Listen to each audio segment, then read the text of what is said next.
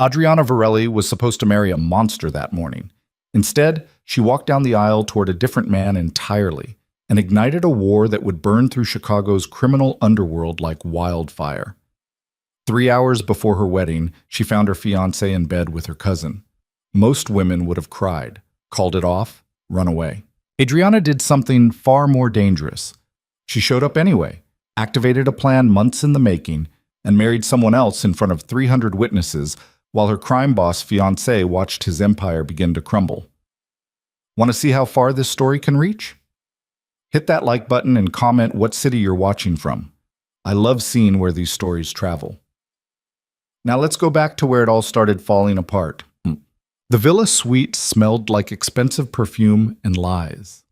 Adriana stood in the doorway, her wedding dress hanging in a garment bag over her arm, staring at a scene that should have destroyed her. Her fiancé, Lucian Moretti, the man Chicago whispered about in careful tones, was tangled in silk sheets with her cousin Isabella. Neither of them had heard the door open. Isabella's laugh, breathy and triumphant, cut through the morning air.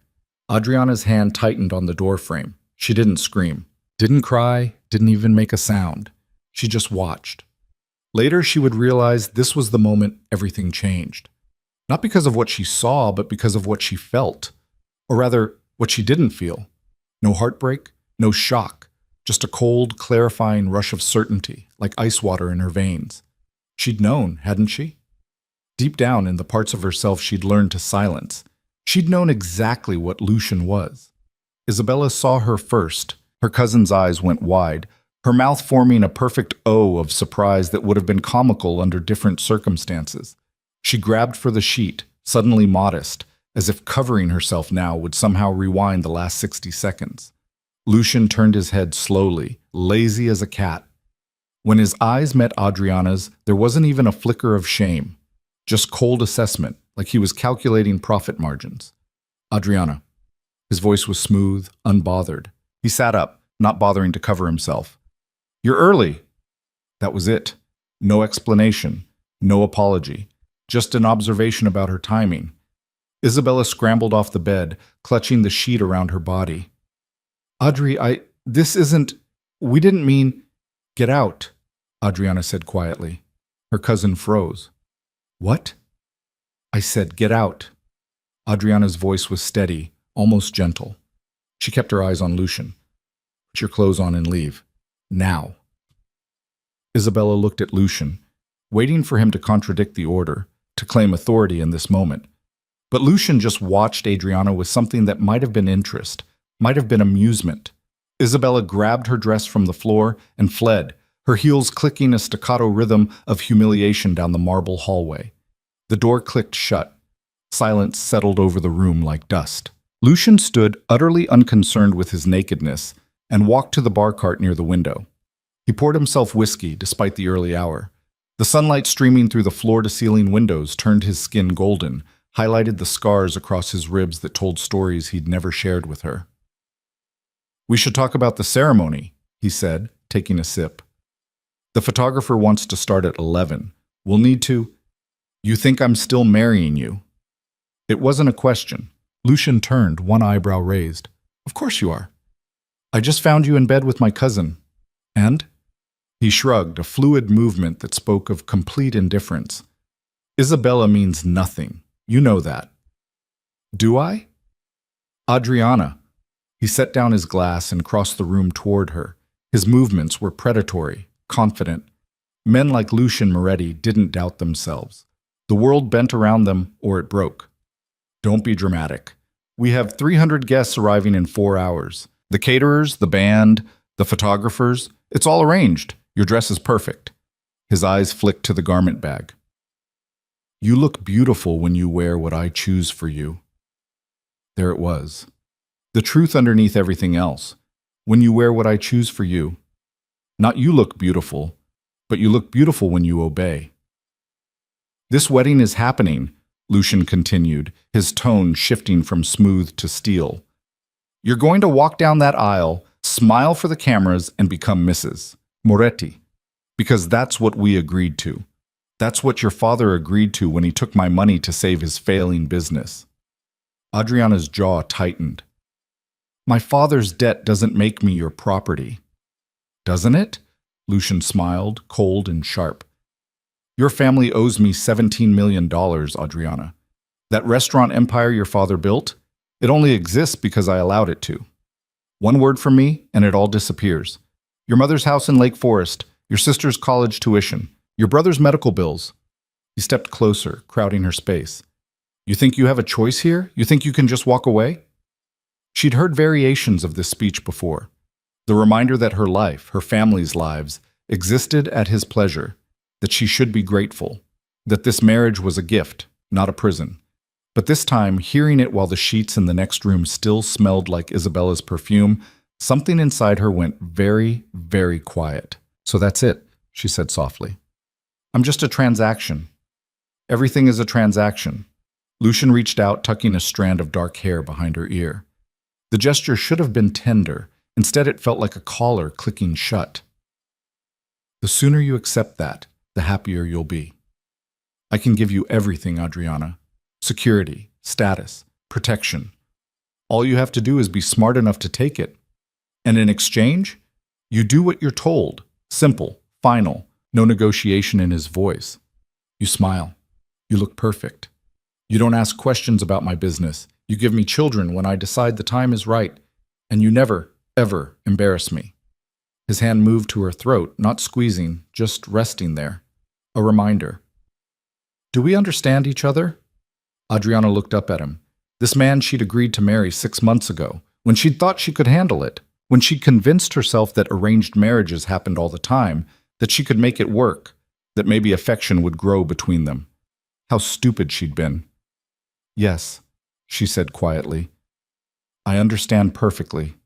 Lucian smiled, satisfied. He kissed her forehead like she was a child who'd finally learned a difficult lesson. Good girl. Now go get ready. And Adriana? He turned back to his drink. Wear the diamond earrings I sent, not the pearls your mother wanted, the diamonds. She left without another word, the garment bag heavy in her arms. The bridal suite was chaos when she arrived. Her mother, Lucia Varelli, paced near the windows, phone pressed to her ear, arguing with someone in rapid Italian about flower arrangements. Her sister Sophia sat on the velvet sofa, scrolling through her phone with the studied indifference of 18. The makeup artist and hairstylist hovered near the vanity, their equipment spread out like surgical tools. Adriana! Her mother ended the call and rushed over, hands fluttering. Where have you been? We've been waiting. The stylist needs at least 2 hours for your hair, and... She stopped, her sharp eyes catching something in Adriana's expression. What happened? Nothing. Adriana hung the garment bag on the hook behind the door. I'm here now. You look pale. Sophia, get your sister some water. Lucia cupped Adriana's face, studying her like a painting with a hidden flaw. Are you nervous? That's normal. Every bride gets nervous. I'm fine, Mama. You don't look fine. You look... Lucia lowered her voice. Did you and Lucian fight? Adriana thought about Lucian's hand on her throat, his cold certainty that she would do exactly what he wanted, that she had no choice. No, she said. We didn't fight. Lucia relaxed slightly. Good, good. This marriage, Adriana, you understand how important this is, don't you? For all of us. I understand. Your father's business. I know, Mama. And Lucian is a good man. Powerful, yes, and his business is complicated. But he'll protect you. He'll protect all of us. Lucia's eyes were almost desperate, pleading for Adriana to agree, to confirm that this was right. That's worth something, isn't it? Adriana looked at her mother, this woman who had spent her whole life being beautiful and obedient and silent about the things that mattered, who had married for duty and learned to call it love, who was now offering up her daughter to the same fate like it was a gift. Yes, Mama, Adriana said. It's worth something. The lie tasted like ash. Sophia appeared with a water bottle, her dark eyes too knowing. You okay? She asked quietly while their mother returned to haranguing the florist. Perfect. Liar. Sophia kept her voice low. You've got that look you get when you're planning something. I don't know what you mean. Yes, you do. You used to get it before you'd sneak out in high school, right before you do something that would make Papa lose his mind. Sophia tilted her head. What are you planning, Audrey? To get married, like everyone expects. Sophia studied her for another moment, then shrugged. Okay, but whatever you're really thinking, I hope you do it. Before Adriana could respond, her phone buzzed in her purse. She pulled it out, glancing at the screen. A text from a number she'd saved under contractor, a code name that would mean nothing to anyone who saw it. Everything ready on my end. Just say the word. Ethan. Adriana's heart kicked in her chest. She typed back quickly. Stand by. I'll know in the next hour. She deleted the message thread immediately, a habit she'd developed over the past few months. No evidence, no trail, nothing that could be traced back if someone decided to look. Adriana? The makeup artist gestured to the chair. We should really start. She sat, letting the woman fuss with brushes and palettes, transforming her face into the perfect bride. In the mirror, she watched herself disappear under layers of foundation and highlighter, her features becoming a mask. Her phone buzzed again. This time, a text from Isabella. I'm so sorry. Please forgive me. I love you. Adriana stared at the words. Her cousin had always been like this, reckless and selfish, and then desperately sorry when the consequences appeared. Isabella, who had grown up alongside her, who knew every secret and scar. Isabella, who had looked at Adriana's fiancé and thought, why not? She didn't reply, just set the phone face down on the vanity. Your skin is so tense, the makeup artist murmured, smoothing foundation across Adriana's forehead. Try to relax. Relax, sure. Her mother's phone rang again. More crisis management. A groomsman who hadn't arrived, a flower delivery that was wrong, 1,000 tiny disasters that felt monumentally important to everyone in this room except Adriana. Because Adriana was thinking about something else entirely.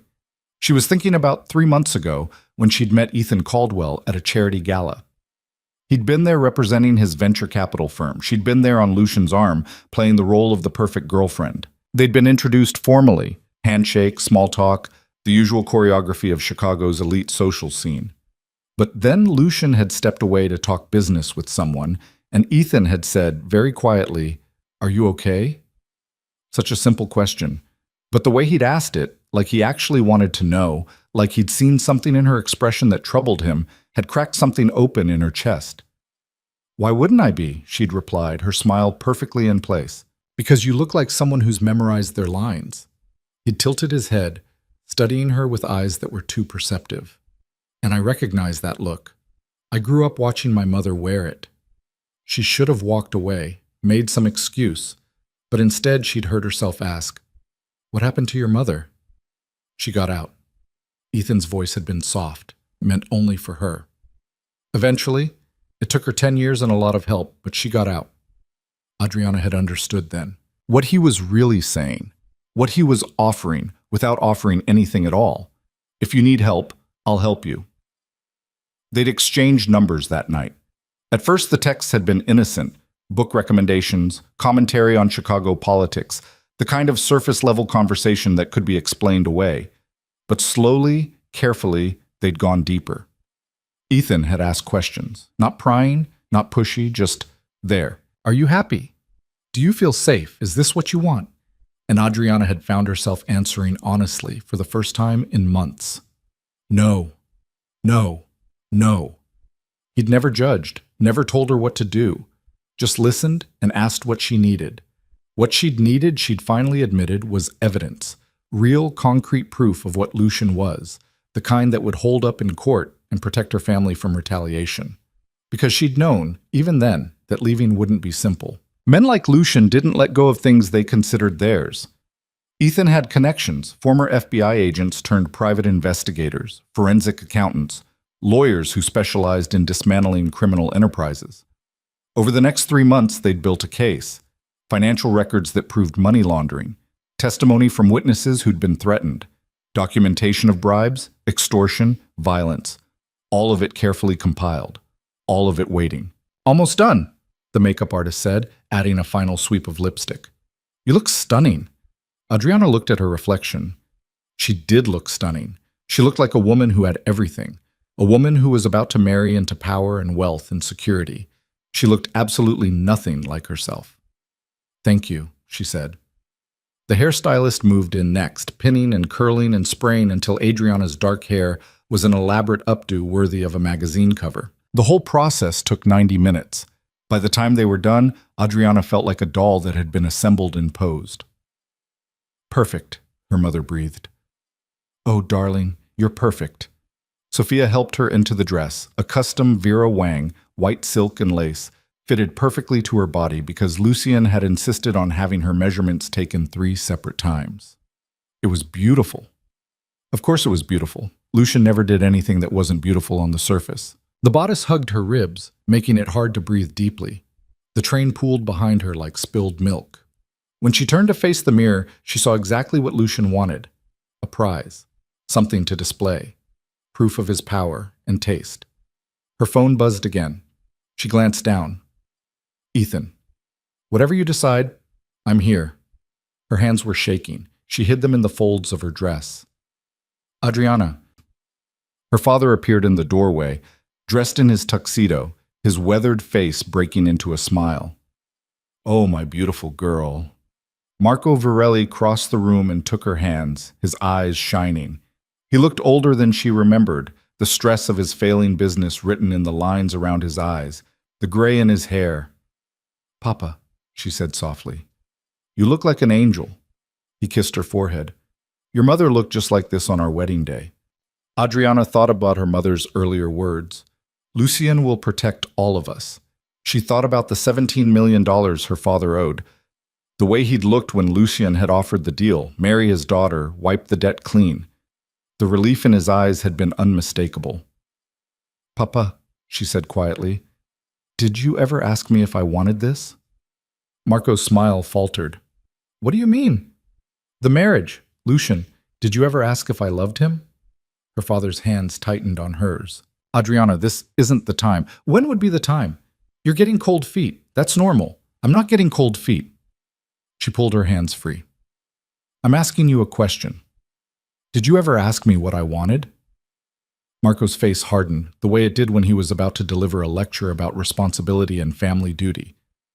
"You know what was at stake. The business, our home, Sophia's education. So that's a no." "Adriana..." "It's fine, Papa." She turned back to the mirror, adjusting her veil. "I understand. Family first, right? That's what you always taught us." "Yes. Family first." Marco stepped closer, lowering his voice. "And Lucien is family now.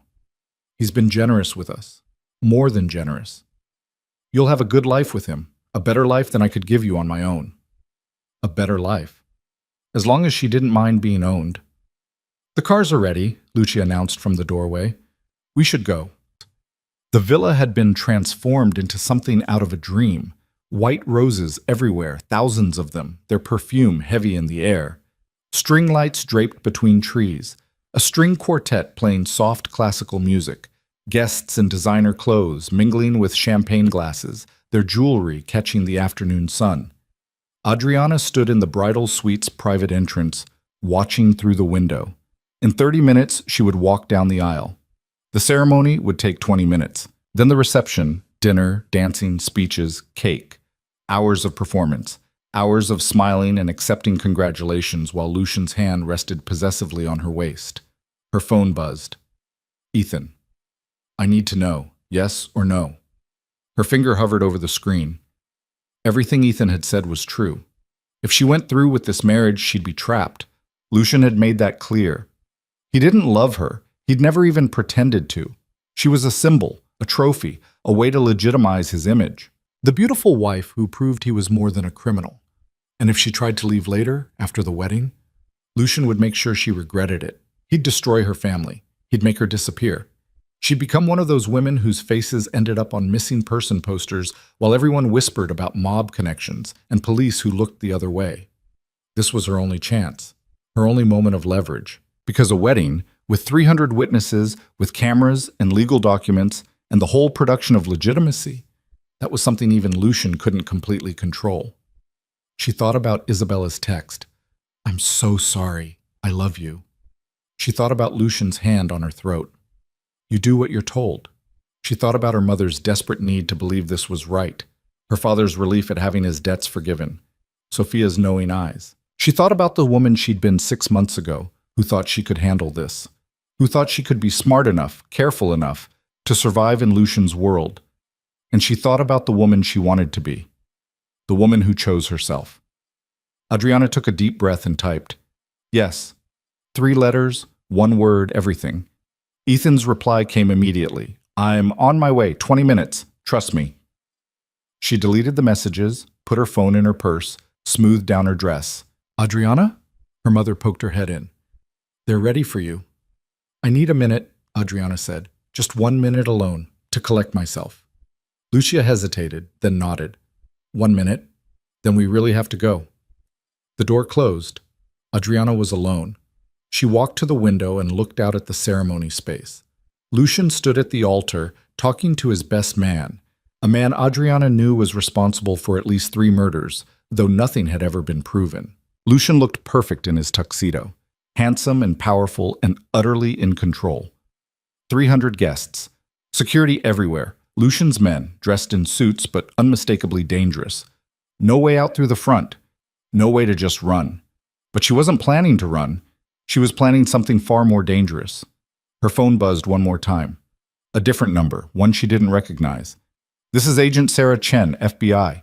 Ethan briefed me. Teams are in position. When you give the signal, we move. Good luck."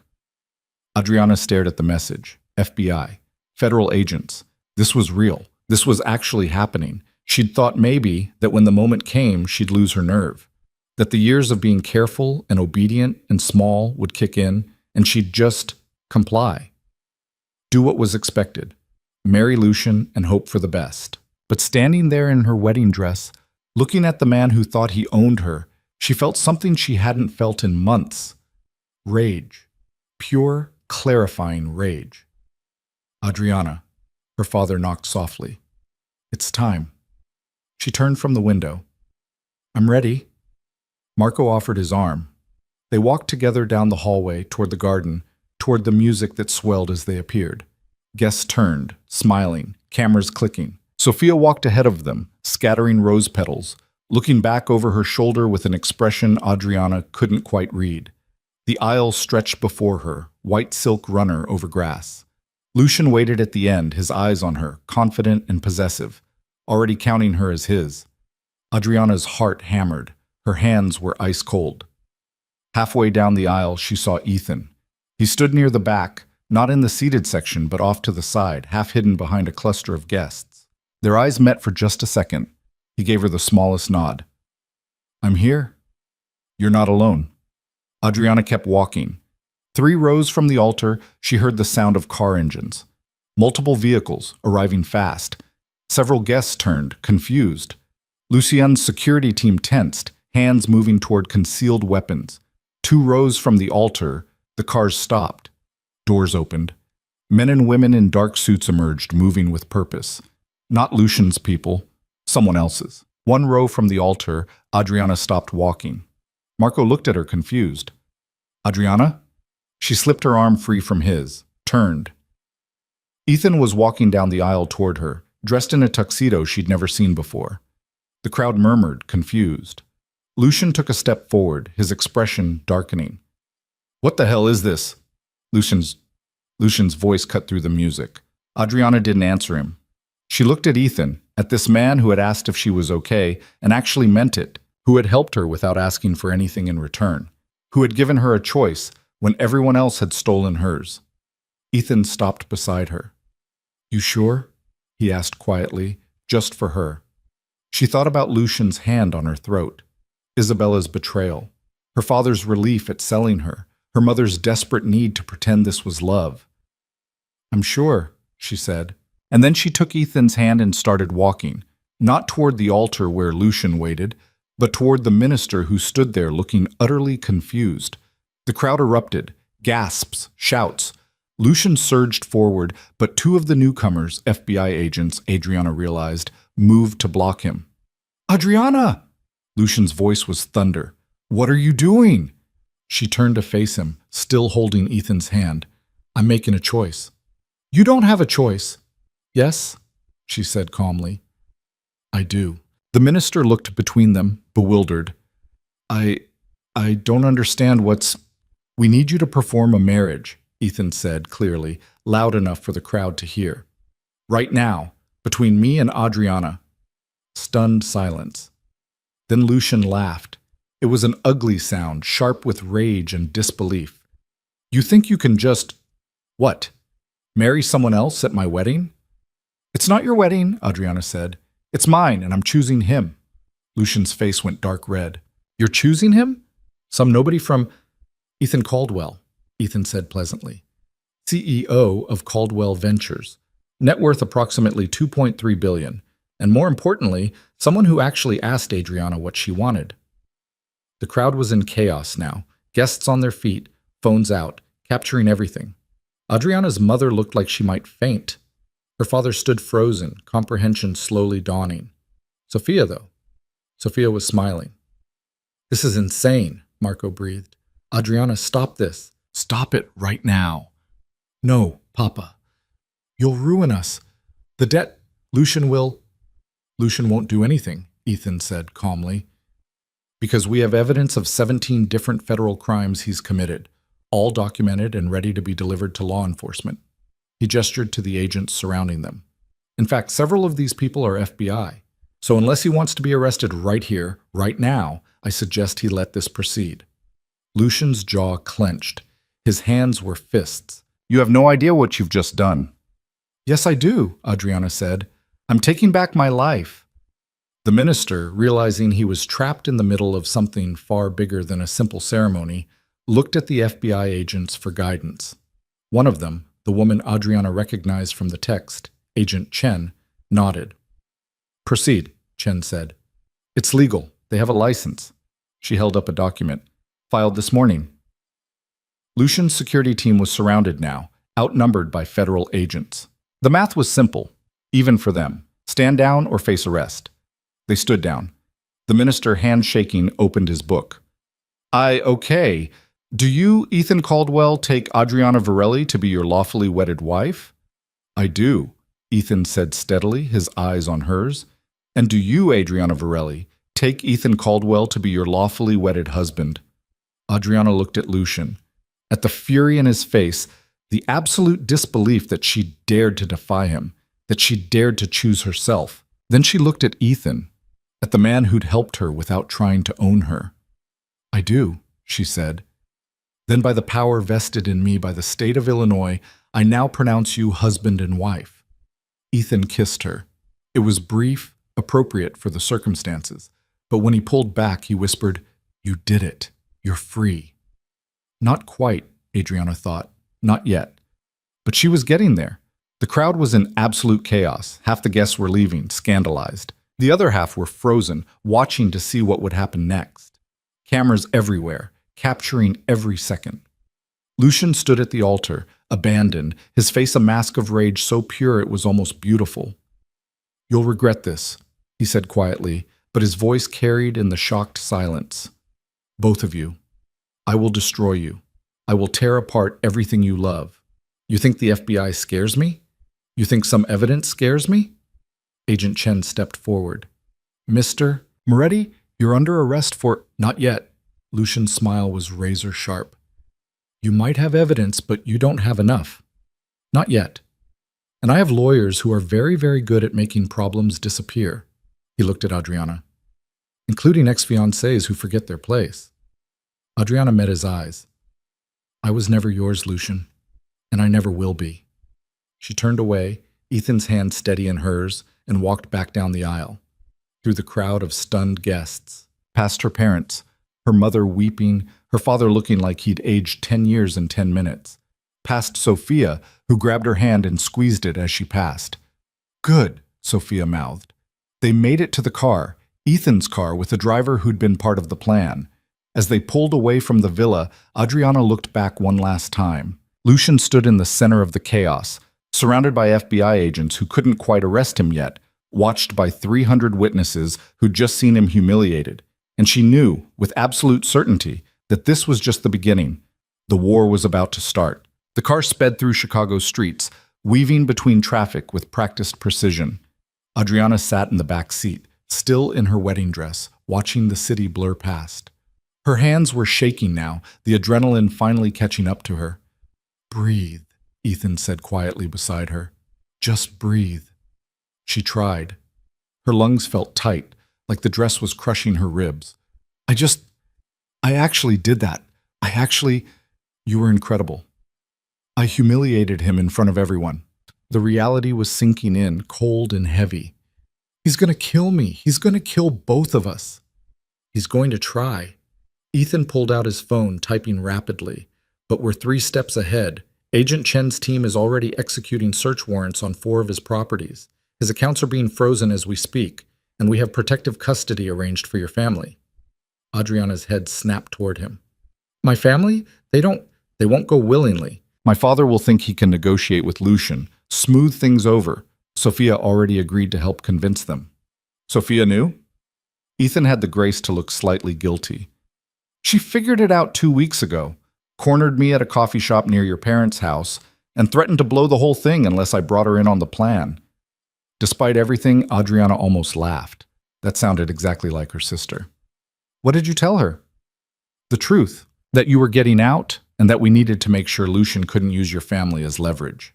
He showed her his phone. A text from Sophia. "Got them. Mom's freaking out, but Dad's in the car, heading to the safe house now." Adriana closed her eyes. "My mother's going to hate me." "Maybe. For a while." Ethan's voice was gentle. "But she'll be alive to hate you. That's what matters." The car pulled into an underground parking garage. Ethan's driver, a former Secret Service agent named Marcus, did a full sweep of the area before letting them out. They took a private elevator to the penthouse, where Agent Chen was already waiting. Sarah Chen was younger than Adriana had expected, maybe early 30s, with sharp eyes that cataloged everything. She stood when they entered, tablet in hand. "Mrs. Caldwell," she said, and the name hit Adriana like a slap. She was married. Actually married. Just not to the man everyone had expected. That was quite a performance. "It wasn't a performance," Adriana said quietly. "I know. That's what made it so effective." Chen gestured to the couch. "Sit. We need to go over what happens next." Adriana sank onto the leather sofa, her dress pooling around her like spilled paint. Ethan sat beside her, close but not touching, giving her space to process. Chen pulled up files on her tablet. "Lucian's already mobilizing. We've intercepted calls to his lawyers, his security team, and several individuals we believe are enforcers. He's planning retaliation." "What kind of retaliation?" "Everything. He's going after Ethan's business holdings first, trying to trigger stock sell-offs, calling in favors with investors, spreading rumors about financial instability. It's crude, but it might work if we don't counter quickly." Chen swiped to another screen. "He's also putting pressure on your father, calling in the debt, all 17 million, due immediately." Adriana's stomach dropped. "My father doesn't have that kind of money." "We know. That's the point. Lucian wants to destroy your family financially, force them into bankruptcy, make it so desperate that you'll come crawling back to negotiate." "That won't happen," Ethan said flatly. "He doesn't know that yet. He still thinks he has leverage." Chen looked at Adriana. "He thinks you'll choose your family over yourself, that you'll sacrifice your freedom to save them." She wasn't wrong. 3 hours ago, Adriana would have. She'd been prepared to marry Lucian to protect her parents, her sister, everyone she loved. The weight of that responsibility had been crushing her for months, but something had shifted when she'd seen him with Isabella. When he'd looked at her and felt nothing except mild annoyance at being caught. When he'd told her she would do what she was told. "My family's safe?" Adriana asked. "Safe house in Wisconsin, remote location, private security, completely off the grid. They'll stay there until we have Lucian in custody." "And how long will that take?" Chen's expression tightened. "That's the complicated part. The evidence we have is solid, but Lucian's lawyers are very good. They're already filing motions claiming harassment, illegal search and seizure. They'll tie this up in court for months if we let them." "So what do? We build a bigger case, find witnesses willing to testify, follow the money trail deeper, and we keep you both alive long enough to see it through." Chen stood. "Which brings me to the next point. You can't stay in Chicago." Adriana blinked. "What?" "Lucian has too many resources here. Too many people on his payroll, cops, judges, politicians. We can protect you, but not if you're in his backyard. Chen pulled up a map on her tablet. We have a secure location in Colorado. Mountain property, completely isolated with a full security team. You'll stay there until the trial. How long? 6 months. Maybe longer. 6 months. Hidden away like a criminal while Lucian walked free, plotting revenge. Adriana looked at Ethan. You have a company to run. You can't just disappear for 6 months. I can work remotely, he said. Marcus and my executive team can handle the day-to-day operations. And honestly, the best thing I can do for the company right now is stay invisible. If I'm in the public eye, Lucian will use it against us. Chen nodded. He's already started a media campaign. Leaked a story to the press about you two having an affair, painting himself as the betrayed fiancé. By tomorrow morning, you'll be the villain in every tabloid. Adriana had expected this, but hearing it confirmed still stung. So I run and hide while he controls the narrative. You survive while we build a case strong enough to put him away for life, Chen corrected. I know it's not fair, but fair doesn't matter right now. Alive matters. The agent left an hour later, promising to send updates daily. Marcus did another security sweep, then positioned himself outside the penthouse door. And then, finally, Adriana and Ethan were alone. The silence felt massive. Adriana stood and walked to the floor-to-ceiling windows overlooking the city. Lights sparkled below, thousands of lives continuing normally, while hers had just detonated. I should get out of this dress, she said quietly. There are clothes in the bedroom. I had my assistant stock some things in your size. When she looked at him sharply, he added, just basics. I wasn't presuming. It's fine. She turned back to the window. You've thought of everything. I tried to. Why? The question came out harder than she'd intended. Why did you help me? You barely know me. Ethan was quiet for a moment. When he spoke, his voice was careful. When I was 12, my father put my mother in the hospital.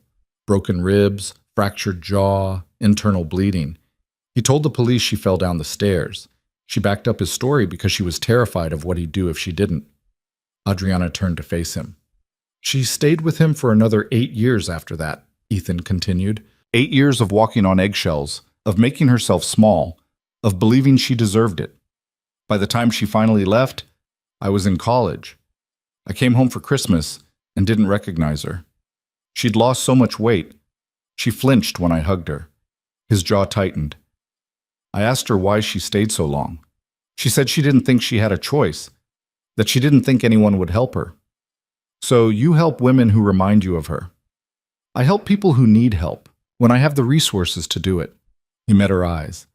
And when I met you at that gala, I saw someone who was drowning, someone who'd convinced herself she was fine, but who was clearly not fine.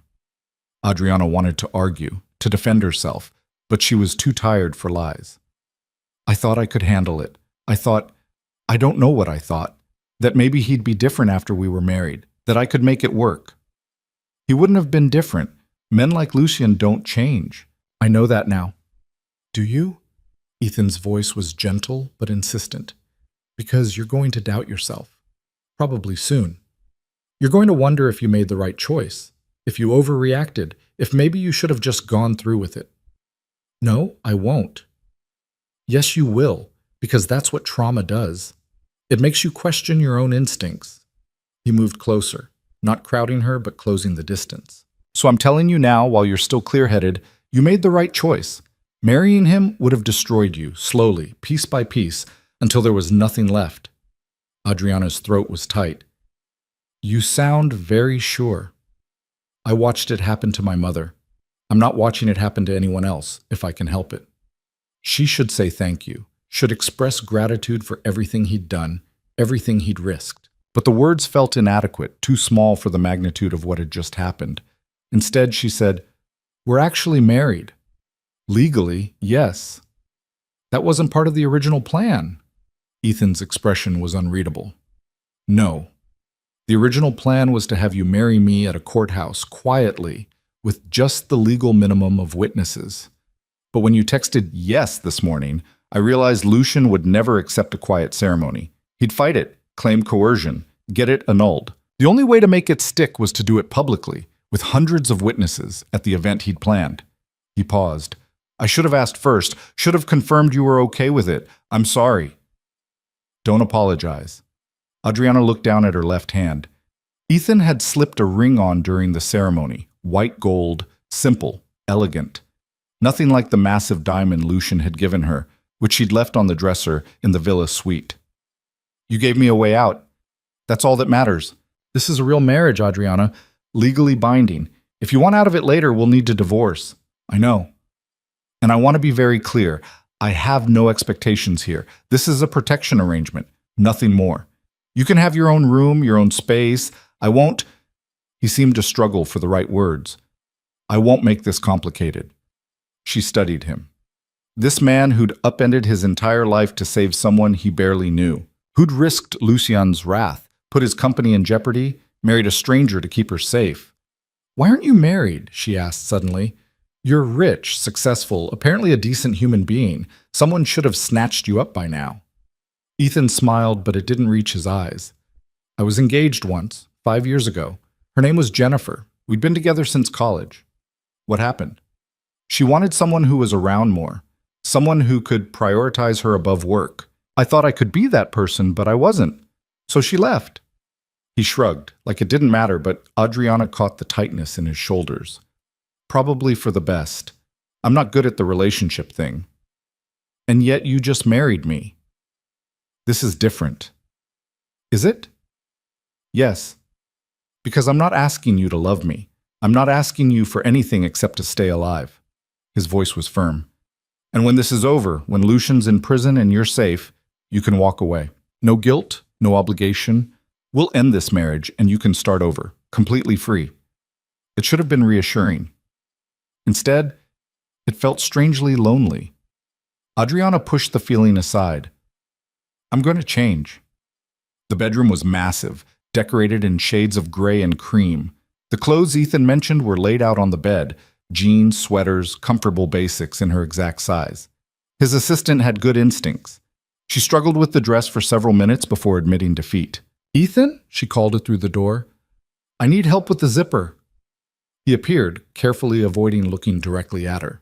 His hands were quick and efficient on the tiny buttons running down her spine, the kind of touch that was purely functional. When the dress finally loosened, Adriana could breathe fully for the first time in hours. Thank you. Sure. He backed toward the door. I'll be in the living room if you need anything. After he left, Adriana stepped out of the dress and stood in her underwear, looking at herself in the mirror. She'd lost weight in the last few months. Her ribs were more visible than they should be. There were dark circles under her eyes that makeup couldn't quite hide. She looked like someone who'd been slowly disappearing. Adriana pulled on jeans and a soft sweater, twisted her hair into a knot, and scrubbed off the makeup. Without the wedding facade, she looked younger, more herself. When she emerged, Ethan was on his laptop, typing furiously. He glanced up. How are you holding up? I don't know yet. She sat across from him. What happens tomorrow? We leave for Colorado, early, before the media circus really gets going. And then? Then we wait. We let the FBI do their job. We stay out of sight. He closed his laptop. I know it's not the answer you want.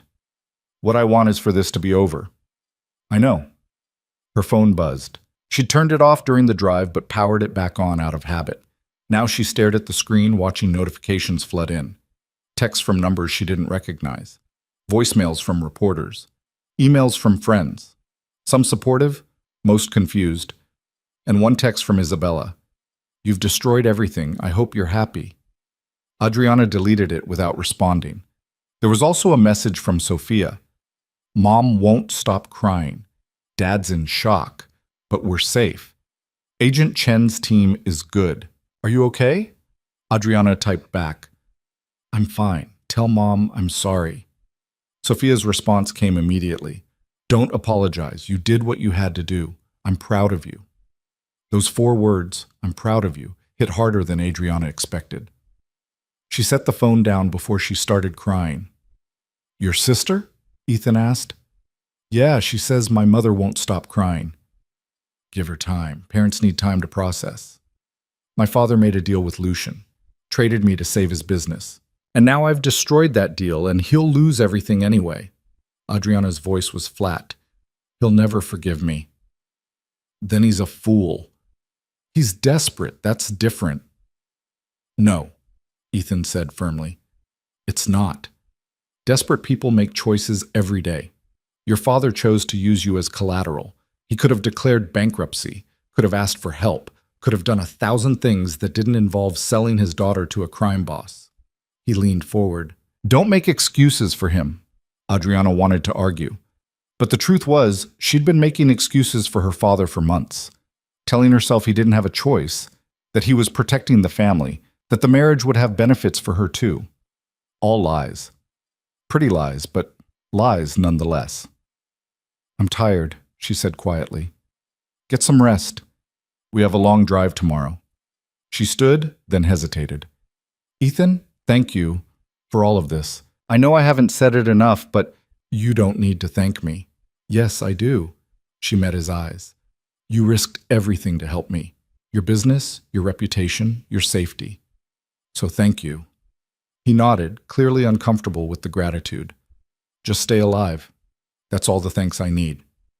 Adriana went to bed but didn't sleep. She lay in the dark, listening to the city's sounds filtering through the windows, thinking about everything that had happened. 24 hours ago, she'd been preparing to marry Lucian. Now she was married to someone else, hiding from the Mafia, planning to testify against one of Chicago's most dangerous men.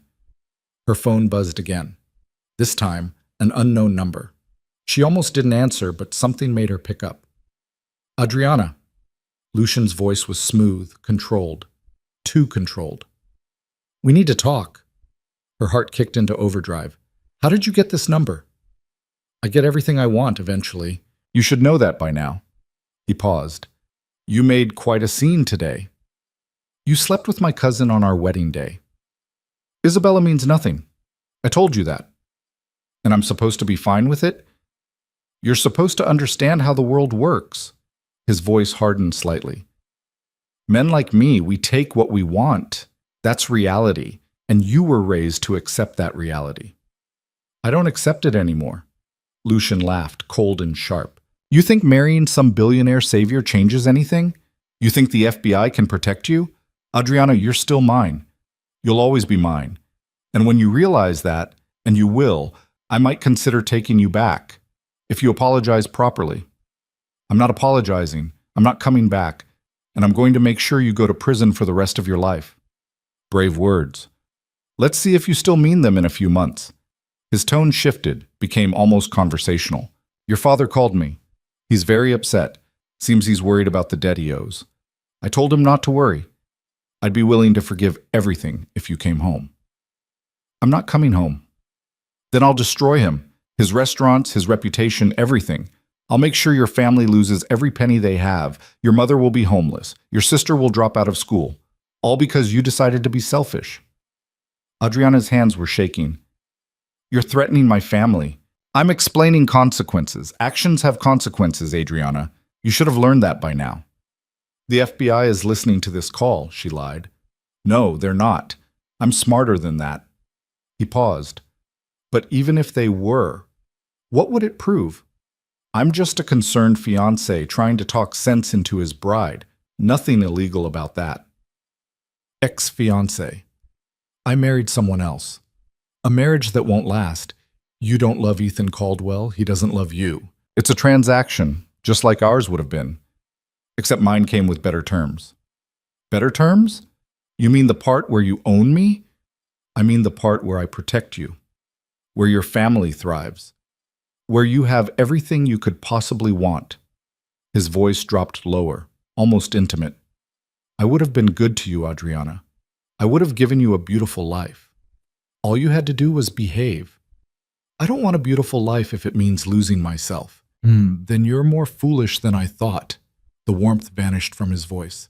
You have 1 week to change your mind. Come back, apologize, and we'll forget this happened. I'll even forgive the public humiliation, but after 1 week, the offer expires, and then I will make it my mission to destroy everything you love. The line went dead. Adriana sat in the dark, her phone still pressed to her ear, her whole body trembling. 1 week. 7 days to decide if she valued her freedom more than her family's safety. She got out of bed and found Ethan still in the living room, now reading a file of documents that looked legal and dense. "Lucian called," she said. Ethan's head snapped up. "What?" She told him everything, the threats, the ultimatum, the timeline. When she finished, Ethan was on his phone calling Agent Chen. "We need the family moved to a different location," he said without preamble. "Now, tonight." Lucian made direct threats against them. "Yes, I understand it's late, but this can't wait. Thank you." He hung up and turned to Adriana. "Chen's team is moving your family within the hour. Lucian won't find them." "He found my phone number." "That's different. Phone numbers can be bought. But physical locations, especially ones managed by federal agents, that's harder." He ran a hand through his hair. "We should have expected this. Of course he'd try to pressure you through your family. He said I have 1 week to come back to him." "You're not going back." "I know that, but my family, will be protected. I promise you, Adriana. Whatever it takes, they'll be safe." Ethan's voice was fierce. "Lucian doesn't get to win this by terrorizing people." Adriana wanted to believe him, but she'd seen what Lucian was capable of, the way he controlled entire neighborhoods, how police looked the other way, how judges ruled in his favor. He had power that went beyond money. "What if the FBI can't protect them?" she asked quietly. "What if he finds a way?" "Then we find a way to stop him first." Ethan pulled up files on his laptop. "Chen gave me access to the evidence we've compiled. Financial records, witness statements, everything. Let me show you what we have."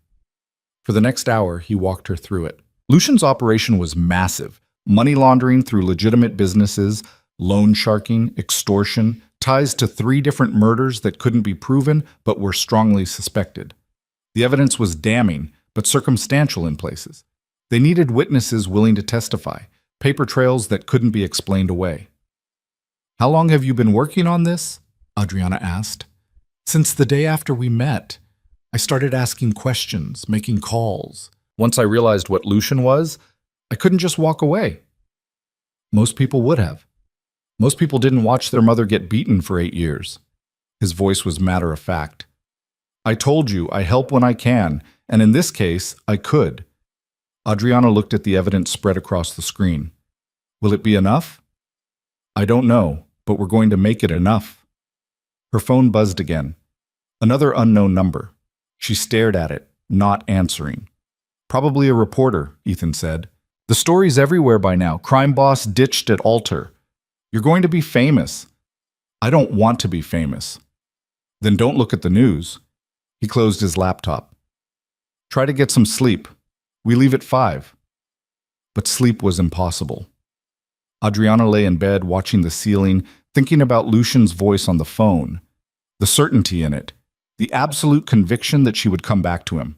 She thought about her father, probably pacing in the safe house, cursing her name. Her mother, crying and praying that this could all be fixed somehow. Sophia, the only one who seemed to understand. And she thought about Isabella, her cousin, who'd looked at Adriana's fiancé and decided she wanted him, who'd betrayed every bond of family and friendship for what? A few hours with a dangerous man who didn't even care about her? Adriana's phone lit up with one more message. This one from an email address she didn't recognize. "You looked beautiful today. Pity you wasted it on the wrong man. See you soon. L." Her blood went cold. Lucian was watching. Somehow, somewhere, he had eyes on her. She got up and found Ethan asleep on the couch, his laptop still open beside him. She gently shook his shoulder. "Lucian sent another message," she said when he blinked awake. "He's watching us." Ethan read the email, his expression darkening. "Marcus," he called out. The bodyguard appeared within seconds. "Sir?" "Full lockdown, no one in or out. And I want a sweep of the building. Cameras, bugs, anything." "On it." Ethan turned to Adriana. "Pack your things. We're leaving tonight."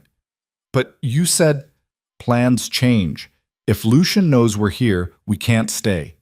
He was already moving, grabbing bags from the closet, throwing clothes into them.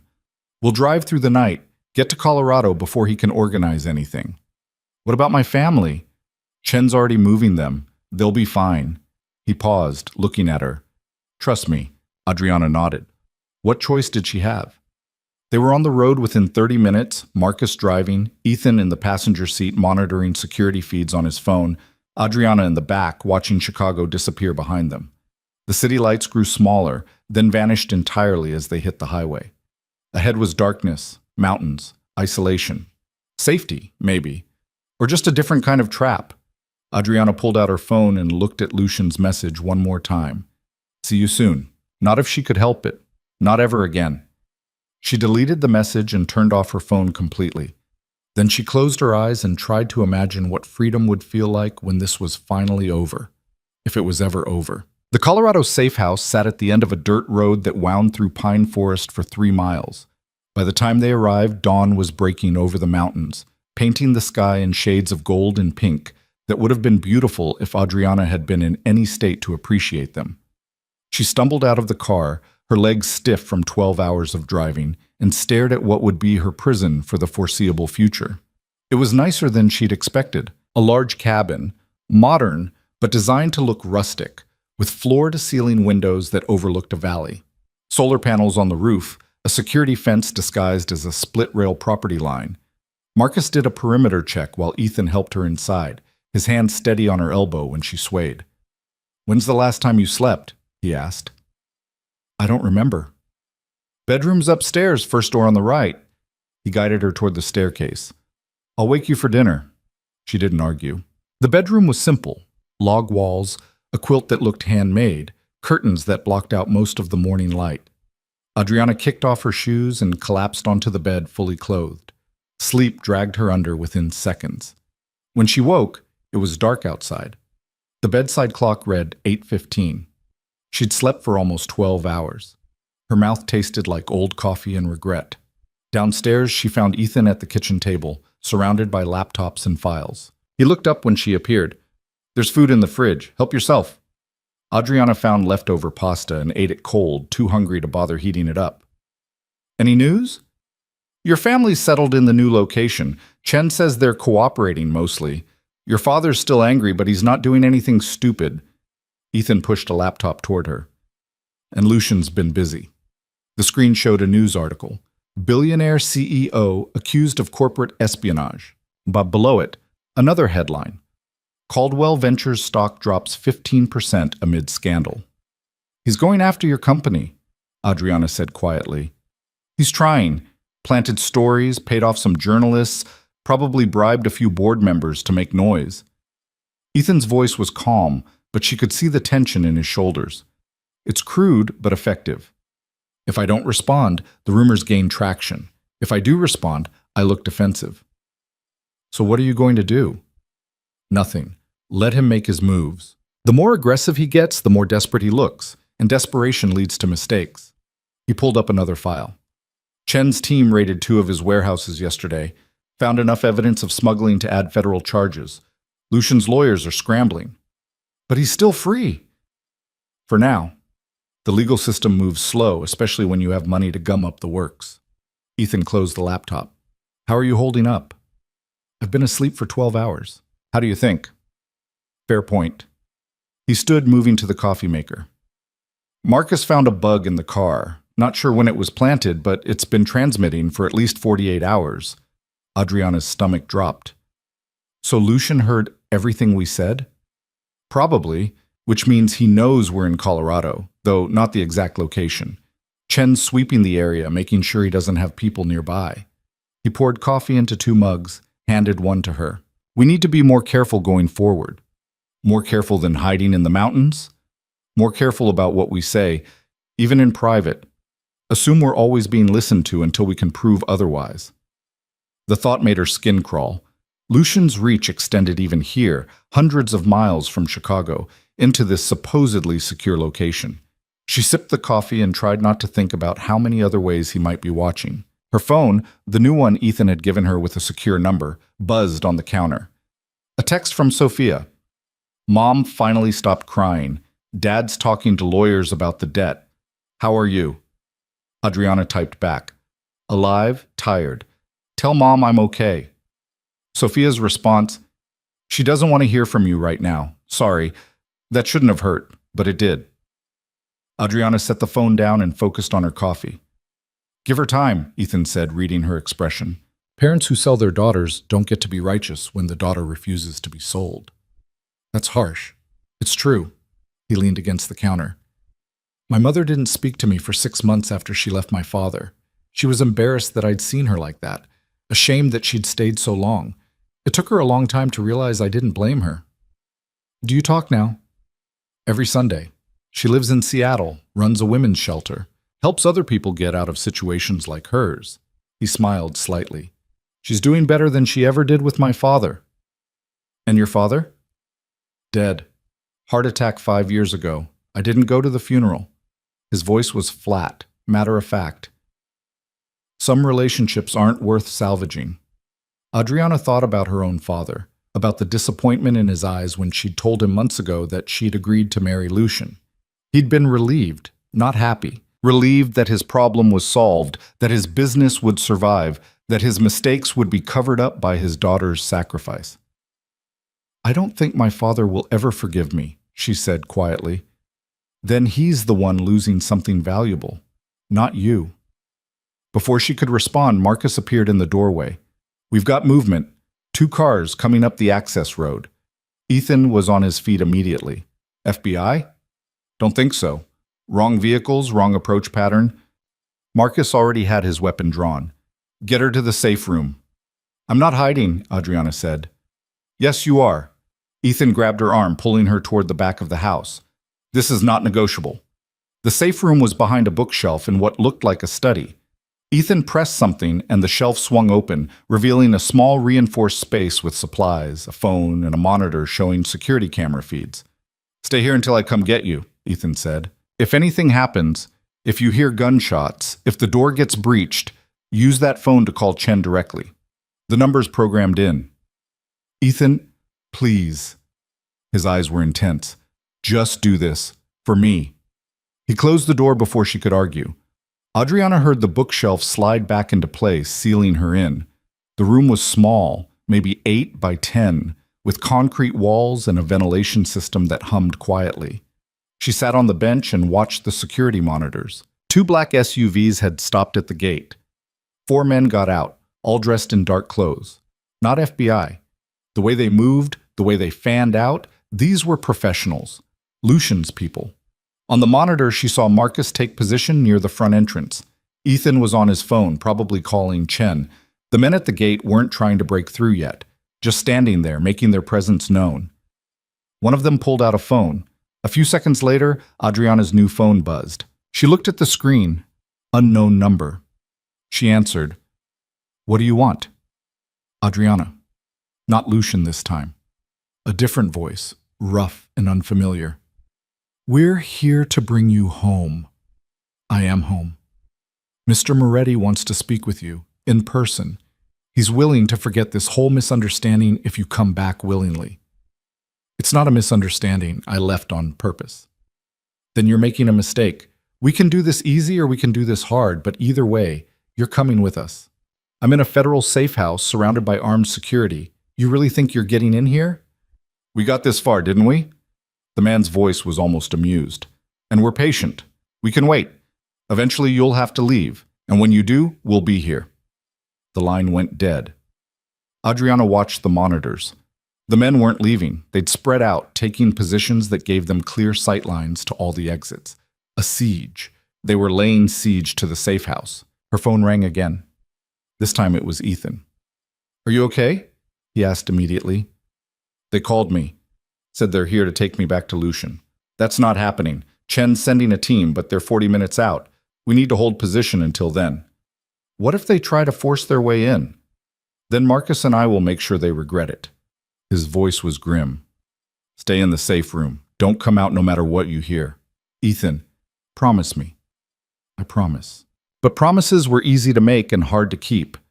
Adriana watched the monitors as the standoff continued. Minutes ticked by. The men outside didn't move. They just waited, patient as predators. Then one of them pulled out what looked like a radio. He spoke into it, then pointed at the house. A moment later, every light went out. The monitors went dark. Emergency lighting kicked in, dim red bulbs that barely illuminated the safe room. Adriana's heart was hammering. They'd cut the power, which meant they had someone who knew the electrical system, who knew where to hit to disable everything. She heard footsteps upstairs. Heavy boots. Multiple people. They were inside. The phone in the safe room rang, the direct line to Chen. Adriana grabbed it. "They're in the house," she said without preamble. "I know. We're monitoring through satellite. FBI team is 20 minutes out." Chen's voice was crisp, professional. "Stay in the safe room. Do not engage." "What about Ethan and Marcus?" "They know what to do. Let them do their job." But Adriana couldn't just sit there. She watched the safe room door, listening to the sounds filtering through, shouts, crashes. What might have been a gunshot, but she couldn't be sure. Every instinct screamed at her to move, to run, to do something other than hide in a concrete box while people fought over her like she was property to be claimed. The monitor flickered back to life. Battery backup, maybe. She could see the living room now. Two of Lucian's men were there, weapons drawn, moving carefully, looking for her. One of them spoke into his radio. "No sign of the target. Check upstairs."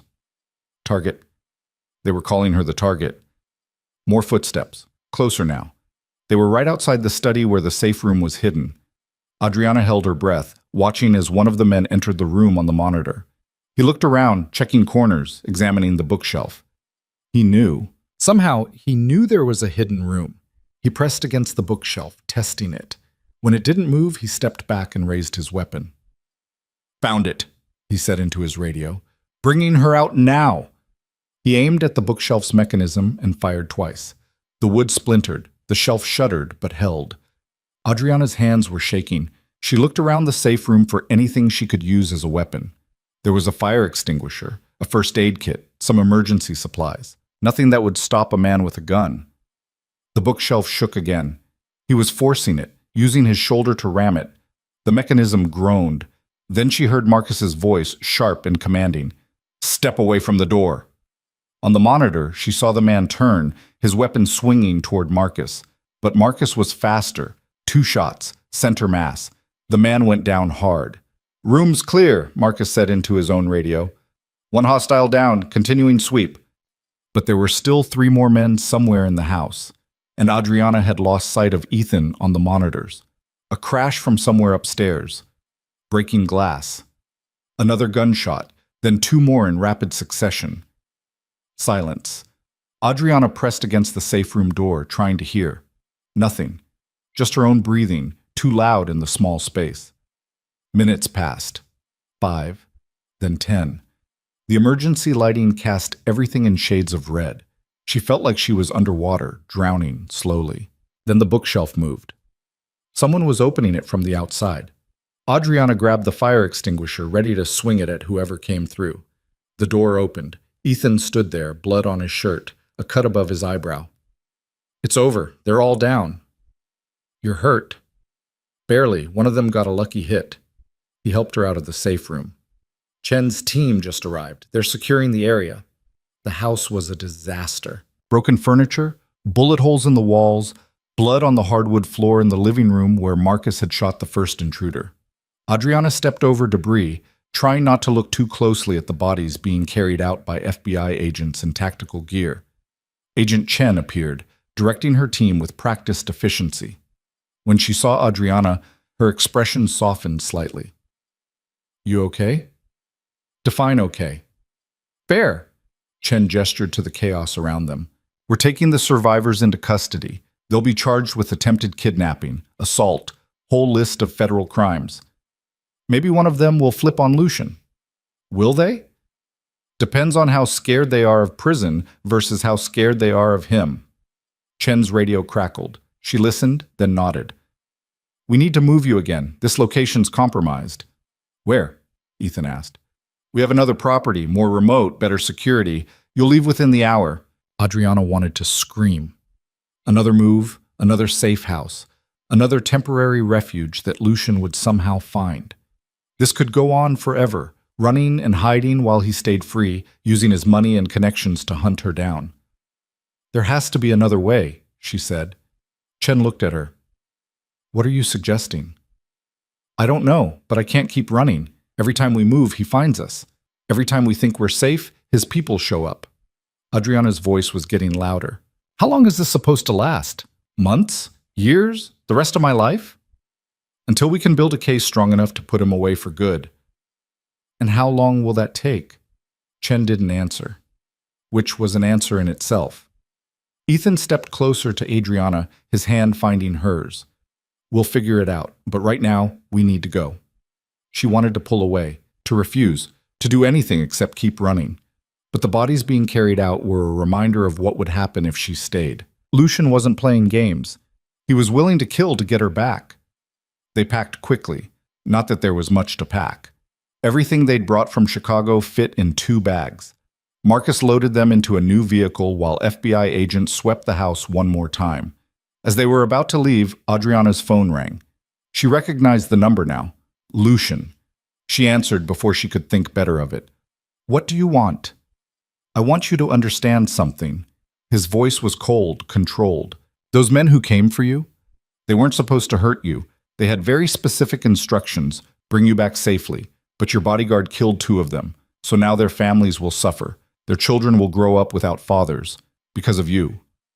Because of you, Adriana shot back. You sent them. You started this. And I'll finish it. One way or another, you're coming back. You can't run forever, Adriana. Eventually you'll get tired. Eventually you'll make a mistake. And I'll be waiting. Then you'll be waiting a long time. We'll see. He paused.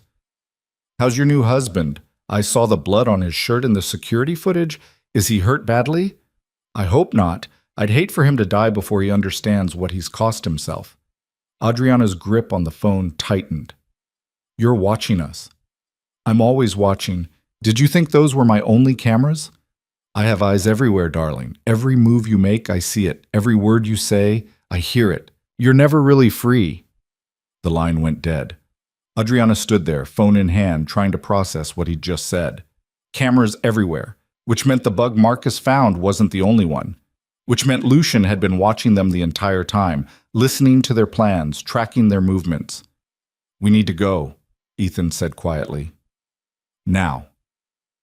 But as they drove away from the safe house, Adriana couldn't shake the feeling that they were just moving from one trap to another, that no matter where they went, Lucian would find them. Because he wasn't just using money and connections anymore. He was using fear, and fear was harder to outrun than men with guns. The new safe house was deeper in the mountains, accessible only by a road that required a 4-wheel drive to navigate. It was smaller than the last one, more isolated, with security measures that made it look like a bunker disguised as a vacation cabin. No one knows about this location except Chen's team, Marcus said as they pulled up. No paper trail, no digital footprint. It's as off-grid as we can get. Adriana didn't respond. She was too tired to hope anymore.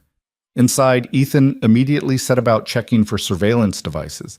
He found 3, one in the smoke detector, one behind the bathroom mirror, one embedded in the television. Marcus destroyed them methodically while Adriana watched. He must have had people plant these before we even arrived, Ethan said grimly. Someone on Chen's team is feeding him information. Or someone close to her team, Marcus added. Could be a contractor, a cleaning service, anyone with access. Adriana sat on the couch and put her head in her hands. This is never going to end, is it? Ethan sat beside her. It will. We just need to change tactics. What tactics? We're hiding. He's hunting. That's the game. Then we stop playing his game. Ethan pulled out his phone, scrolling through files. We've been reactive this whole time, responding to his moves, running when he finds us. But we have leverage too. We have evidence. We have witnesses. We just need to use it differently. How?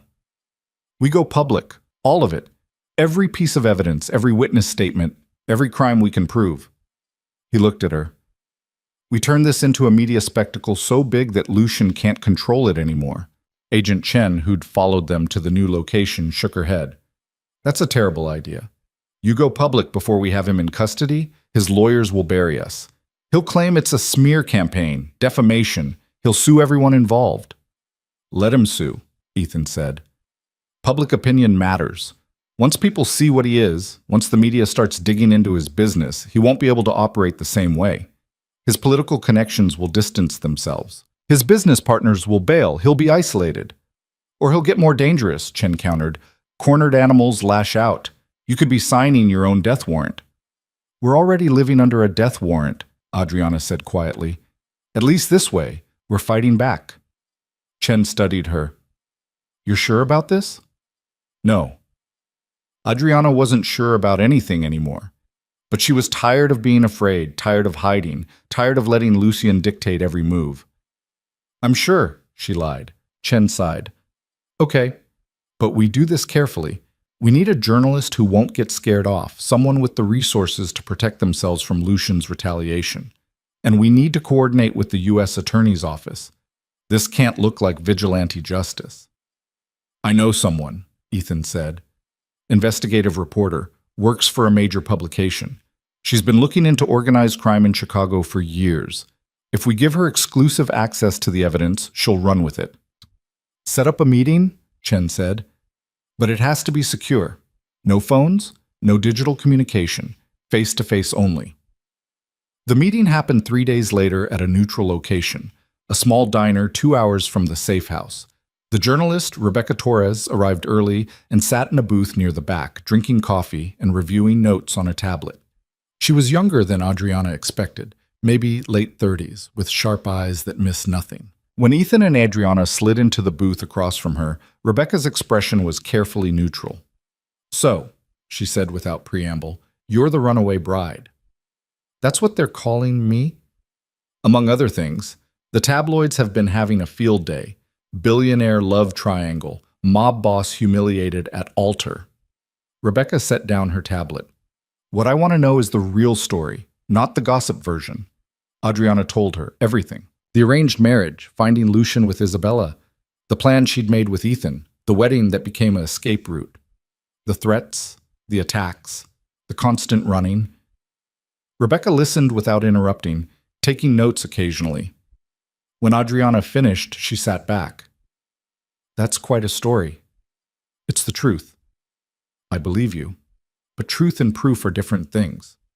Rebecca looked at Ethan. You said you have evidence? Ethan slid a flash drive across the table.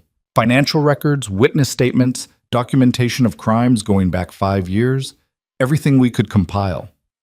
Rebecca examined the drive but didn't plug it in. If I publish this, Lucian Moretti will come after me.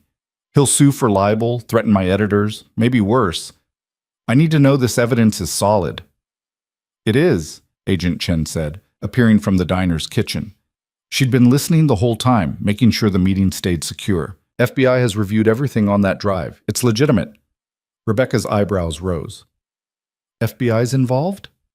We have an active investigation into Mr. Moretti's operations. But the legal system moves slow, and in the meantime, Adriana's life is in danger. Chen sat at the edge of the booth. We're hoping media pressure will speed things up. Or make him more desperate. That's a risk we're willing to take, Adriana said. Rebecca studied her for a long moment. Why? Why expose yourself like this? You could stay hidden, wait for the FBI to build their case, avoid the public scrutiny. Because hiding isn't living, and I'm tired of letting him control my life. Something in Rebecca's expression softened. Okay, I'll do it. But I need you to go on record. Full interview, your name attached. The story won't have the same impact if you're an anonymous source. Adriana's stomach clenched. Going on record meant no more hiding. It meant her face would be everywhere, her story dissected by millions of people. It meant Lucian would know exactly where to aim his retaliation, but it also meant she'd be telling the truth in her own words, not filtered through lawyers or FBI agents or tabloid gossip. Her truth. Okay, she said. I'll do it. The interview took 3 hours. Rebecca asked questions that cut deep about Adriana's family, her relationship with Lucian, the moment she decided to run, what she hoped would happen next. Adriana answered as honestly as she could, her voice steady even when the questions hurt. When it was over, Rebecca packed up her equipment and shook Adriana's hand. This will publish in 48 hours, she said. Once it's out, there's no taking it back. Are you ready for that? No, Adriana admitted, but I'm doing it anyway. Rebecca smiled slightly. Good. The best stories come from people who are scared but do the right thing anyway. After she left, Adriana sat in the diner booth, exhausted. Ethan ordered more coffee. Chen made phone calls, coordinating security for when the article went live. "You did well," Ethan said quietly. "I feel like I just painted a target on my back." "You did.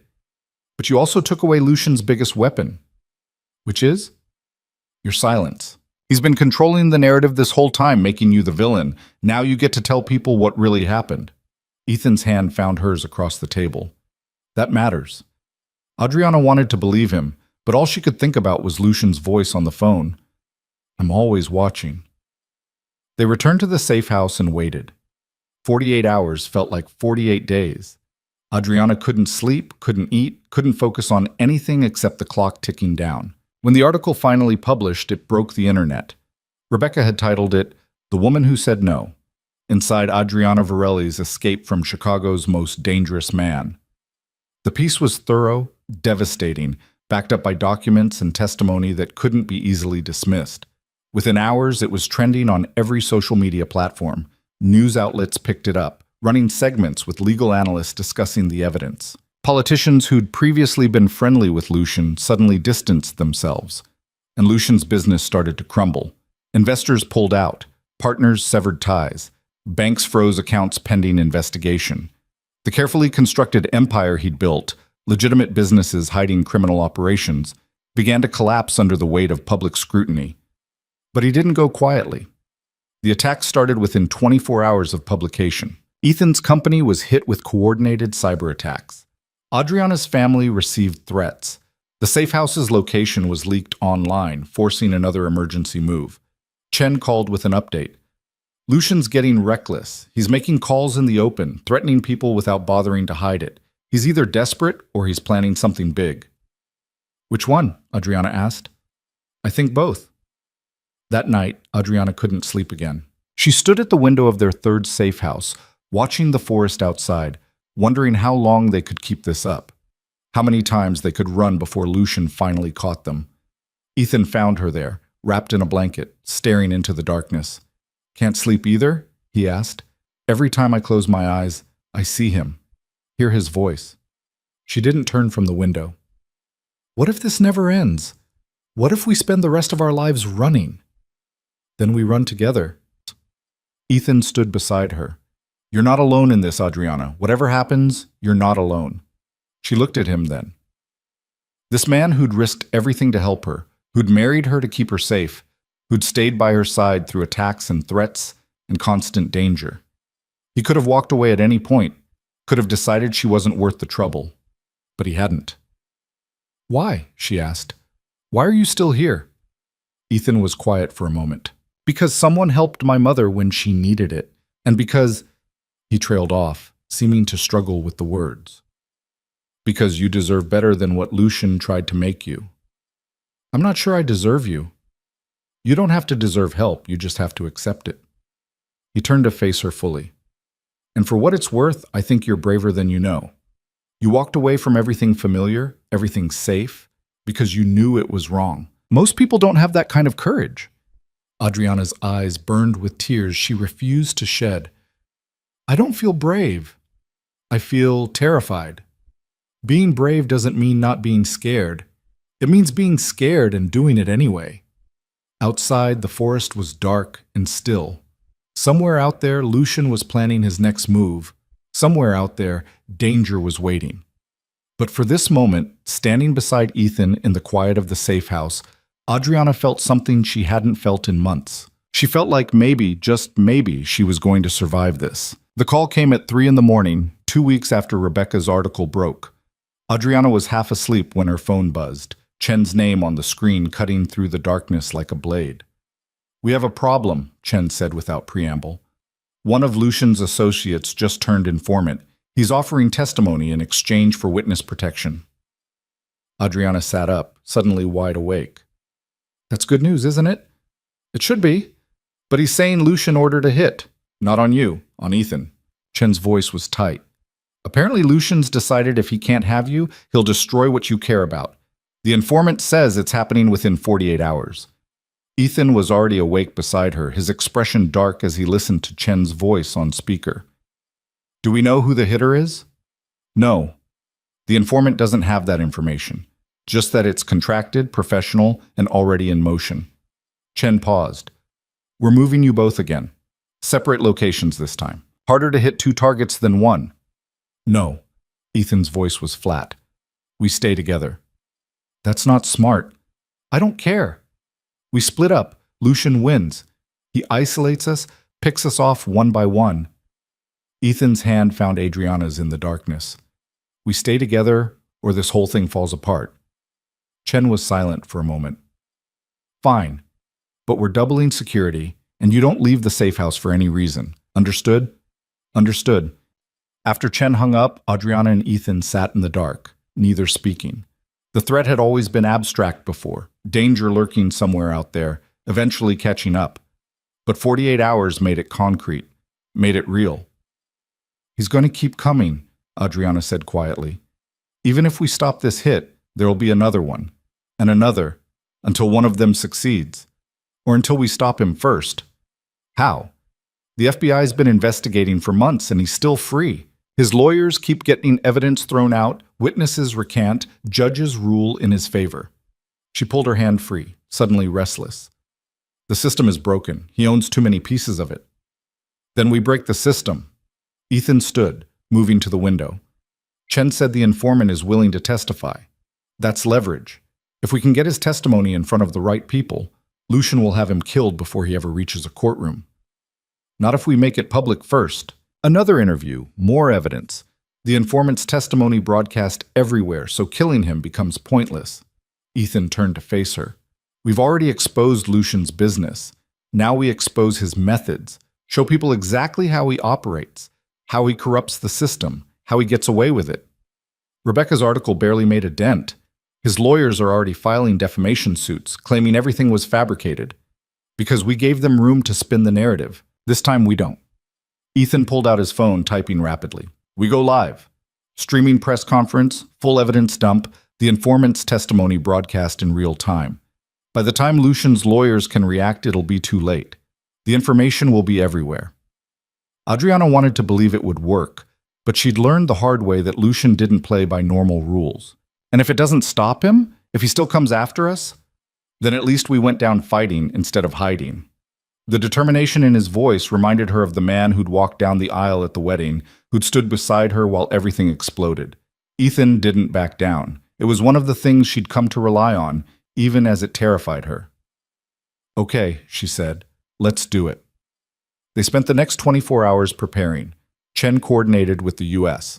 Attorney's Office, who reluctantly agreed to the press conference as long as it was timed to coincide with new arrest warrants. Rebecca arranged the media logistics, streaming setup, press credentials, security for the venue. The informant, a man named Vincent Delgado, who'd handled Lucian's financial operations for years, was brought to a secure location to prepare his testimony.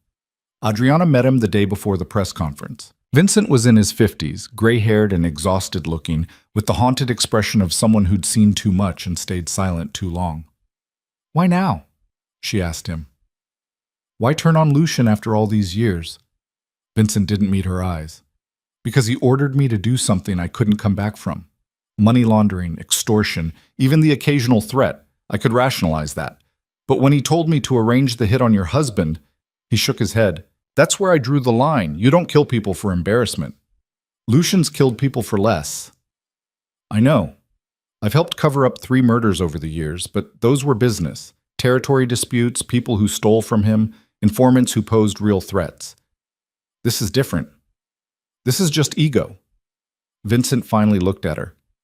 He's obsessed with you, talks about you constantly, how you humiliated him, how you need to be taught respect. It's not rational anymore. A chill ran down Adriana's spine. What else does he say? That you belong to him, that no one takes what's his and gets away with it, that he'll burn down everything you love before he lets you be happy with someone else. Vincent's voice was matter-of-fact, like he was reading a grocery list. He's planning something big. I don't know what, but he's consolidating resources, calling in favors. Whatever he's planning, it's going to be bad. Then we stop him tomorrow, Ethan said from the doorway. Your testimony will be the final nail. Everything you know, everything you can prove, we put it all out there. Vincent nodded slowly. I'll do it. But you should know, Lucian has people everywhere. Police, prosecutors, even some federal agents. The moment we go public, he'll know, and he'll retaliate. Let him try, Adriana said, surprised by the steel in her own voice. I'm done being afraid. The press conference was set for 2 p.m. at a downtown Chicago hotel. Chen wanted to do it remotely, from a secure location, but Ethan insisted on being there in person. We need to show we're not hiding, he argued, that we're confident in what we're revealing. They arrived 2 hours early, surrounded by FBI agents and private security. The hotel had been swept multiple times. Every entrance was monitored. Every attendee was screened. But Adriana still felt exposed walking through the lobby, her skin prickling with the certainty that somewhere Lucian was watching. The conference room filled quickly with reporters, cameras, legal observers. Rebecca was there, front row, her recorder ready. At precisely 2 o'clock, Adriana stepped to the podium, Ethan beside her, Vincent off to the side with his lawyer. She'd written a statement but abandoned it at the last second, deciding to speak from the heart instead. My name is Adriana Varelli Caldwell, she began, her voice steady despite the tremor in her hands. 3 weeks ago, I walked away from my wedding to Lucian Moretti, not because I was confused, not because I was having an affair, but because I finally understood what marrying him would mean. It would mean giving up my freedom, my choices, my life. The room was silent, every camera focused on her. Lucian Moretti is not just a businessman with questionable associates. He's a criminal who spent decades building an empire on fear, violence, and corruption, and I have proof. She gestured to the screens behind her where documents began appearing, financial records, witness statements, evidence of money laundering and extortion. For the past 6 months, with the help of the FBI and investigators, we've compiled evidence of 17 separate federal crimes. Everything you're seeing now is real, verified, undeniable. The reporters erupted with questions, but Adriana kept speaking. Lucian has threatened my family. He sent armed men to kidnap me. He's ordered hits on people who've helped me, and he's done all of this while maintaining the facade of legitimacy, using his money and connections to stay above the law. She paused, letting that sink in. But today, that ends. Today, one of his closest associates is here to testify about crimes Lucian can't deny or spin or have his lawyers explain away. Vincent stepped forward, his voice shaking but clear as he detailed years of criminal activity. Bank accounts in the Cayman Islands. Shell corporations used to launder money. Bribes paid to officials. Threats made against anyone who crossed Lucian. The recordings he'd kept as insurance, now being released to the public. It was devastating testimony. Precise, documented, impossible to refute. Halfway through Vincent's statement, Adriana's phone buzzed. She glanced down. A text from an unknown number. You just signed your death warrant. All of you. Lucian. She showed Ethan, who immediately alerted Chen's team. Security tightened around the room, agents moving to block exits. But the damage was done. Lucian knew exactly where they were. Vincent finished his testimony, and the floor opened for questions. Reporters shouted over each other, asking about specific crimes, Lucian's political connections, what would happen next. Rebecca asked the question everyone was thinking. Are you afraid Lucian will retaliate? Of course I'm afraid, Adriana said, honestly. But I'm more afraid of what happens if we stay silent, if we let men like Lucian operate without consequences, if we teach people that power and money make you untouchable. She looked directly into the camera. I'm not untouchable. Neither is Lucian Moretti. And I'm betting that when people see who he really is, they'll stop protecting him. The press conference ended an hour later. As they were escorted out through a side entrance, Chen pulled them aside. The U.S. attorney just issued arrest warrants. Chicago PD and FBI are moving on Lucian's locations now. We should have him in custody within the hour. Adriana felt something loosen in her chest. It's over? Not yet. We still need to get him to trial, and his lawyers are already filing motions, but this is a good start. Chen's radio crackled. She listened, her expression darkening. Lucian's not at any of his known locations. He's in the wind. What does that mean? It means he knew we were coming. Someone tipped him off. Chen's jaw tightened. We have people watching the airports, train stations, his properties outside the city, but if he's running, he's not running. Ethan said quietly. That's not his style. Then what's he doing? Planning something. Ethan's voice was grim. Vincent said Lucian was consolidating resources, calling in favors. He's not running. He's preparing for war. They were rushed to a secured vehicle, Marcus behind the wheel. The plan was to return to the safe house, wait for Lucian to be found, and arrested. But as they pulled out of the hotel parking garage, a black SUV appeared behind them. We've got a tail, Marcus said calmly, his eyes on the rearview mirror. Lose them, Chen ordered from the passenger seat. Marcus took a sharp turn, then another, weaving through downtown traffic. But the SUV stayed with them, matching every move. Then a second vehicle appeared from a side street, boxing them in. This is a coordinated intercept, Marcus said. They're trying to force us to a specific location. Don't let them. Chen had her weapon drawn. Get us to the FBI field office, now. But the vehicles were herding them away from federal buildings, toward the industrial district where warehouses lined empty streets. Marcus tried to break free, gunning the engine, but a third vehicle appeared, blocking the road ahead. They were trapped. The vehicles forced them to stop in front of an abandoned factory. Marcus kept the engine running, looking for an exit, but armed men emerged from the SUVs, surrounding them. This is bad, Chen said, speaking into her radio. We need immediate backup at... The driver's side window exploded. Marcus jerked back, blood blooming across his shoulder. Chen returned fire, but the attackers had better positions, better weapons. Adriana ducked low in the back seat, Ethan covering her with his body as bullets shattered the remaining windows. We need to move, Ethan said urgently. They're going to kill everyone except Adriana. That's the plan. I'm open to suggestions, Chen snapped, reloading. The factory. We get inside, find cover, hold out until your backup arrives. That's a terrible plan. You have a better one? Chen fired 3 more shots, then grabbed her radio. All units, officer under fire, need immediate assistance. The radio was shot out of her hand, plastic and metal fragments scattering across the seat. They had no choice. On Chen's signal, they burst out of the vehicle, running for the factory entrance while bullets chewed up the pavement around them. Marcus, despite his wound, provided covering fire. They made it inside just as the doorframe splintered behind them. The factory was massive, full of rusted machinery and shadows. Chen immediately started looking for defensible positions while Marcus tried to stem the bleeding from his shoulder. How long until backup? Ethan asked. 15 minutes? Maybe 20. Chen positioned herself near a window with a clear sight line to the entrance. We need to hold out until then. Outside, the attackers were regrouping. Adriana could hear them calling to each other, coordinating their approach. They weren't rushing in. They didn't need to. They had time, numbers, superior firepower. This is my fault, Adriana said quietly. Lucian's doing this because of me. Lucian's doing this because he's a psychopath who can't accept losing, Ethan corrected. Don't take responsibility for his choices. If I hadn't run, you'd be married to him right now, probably locked in a room somewhere, being punished for embarrassing him with Isabella. Ethan's voice was fierce. You made the right choice. Whatever happens now, you made the right choice. The first attacker tried to come through the entrance. Chen dropped him with 2 shots. The others pulled back, reassessing. Minutes ticked by, tense and silent except for Marcus's labored breathing. Then Adriana's phone rang. Lucian. She answered, putting it on speaker so everyone could hear. Enjoying the factory? Lucian's voice was calm, almost pleasant. I used to own that building. Sold it last year, but I still have keys.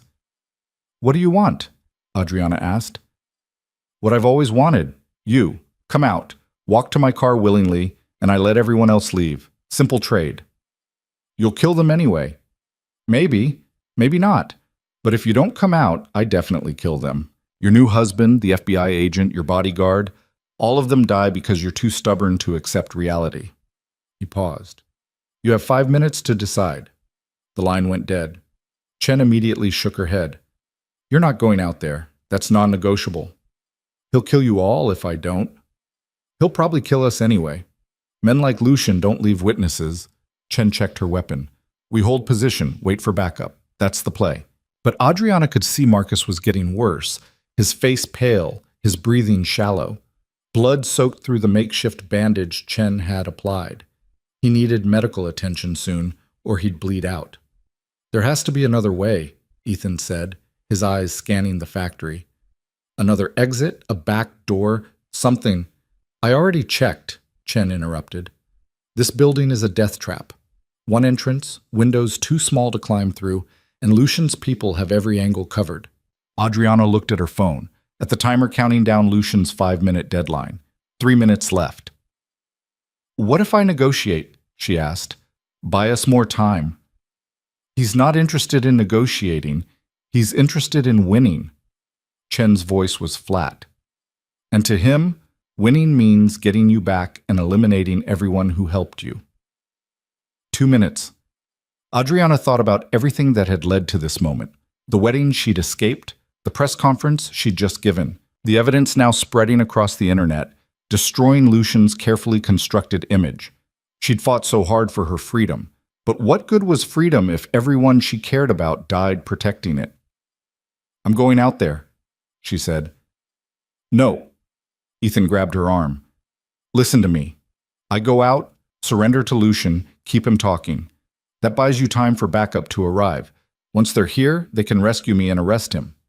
That's insane. You know what he'll do to you. I know what he'll do to all of you if I don't. Adriana pulled free from his grip. This is my choice, Ethan.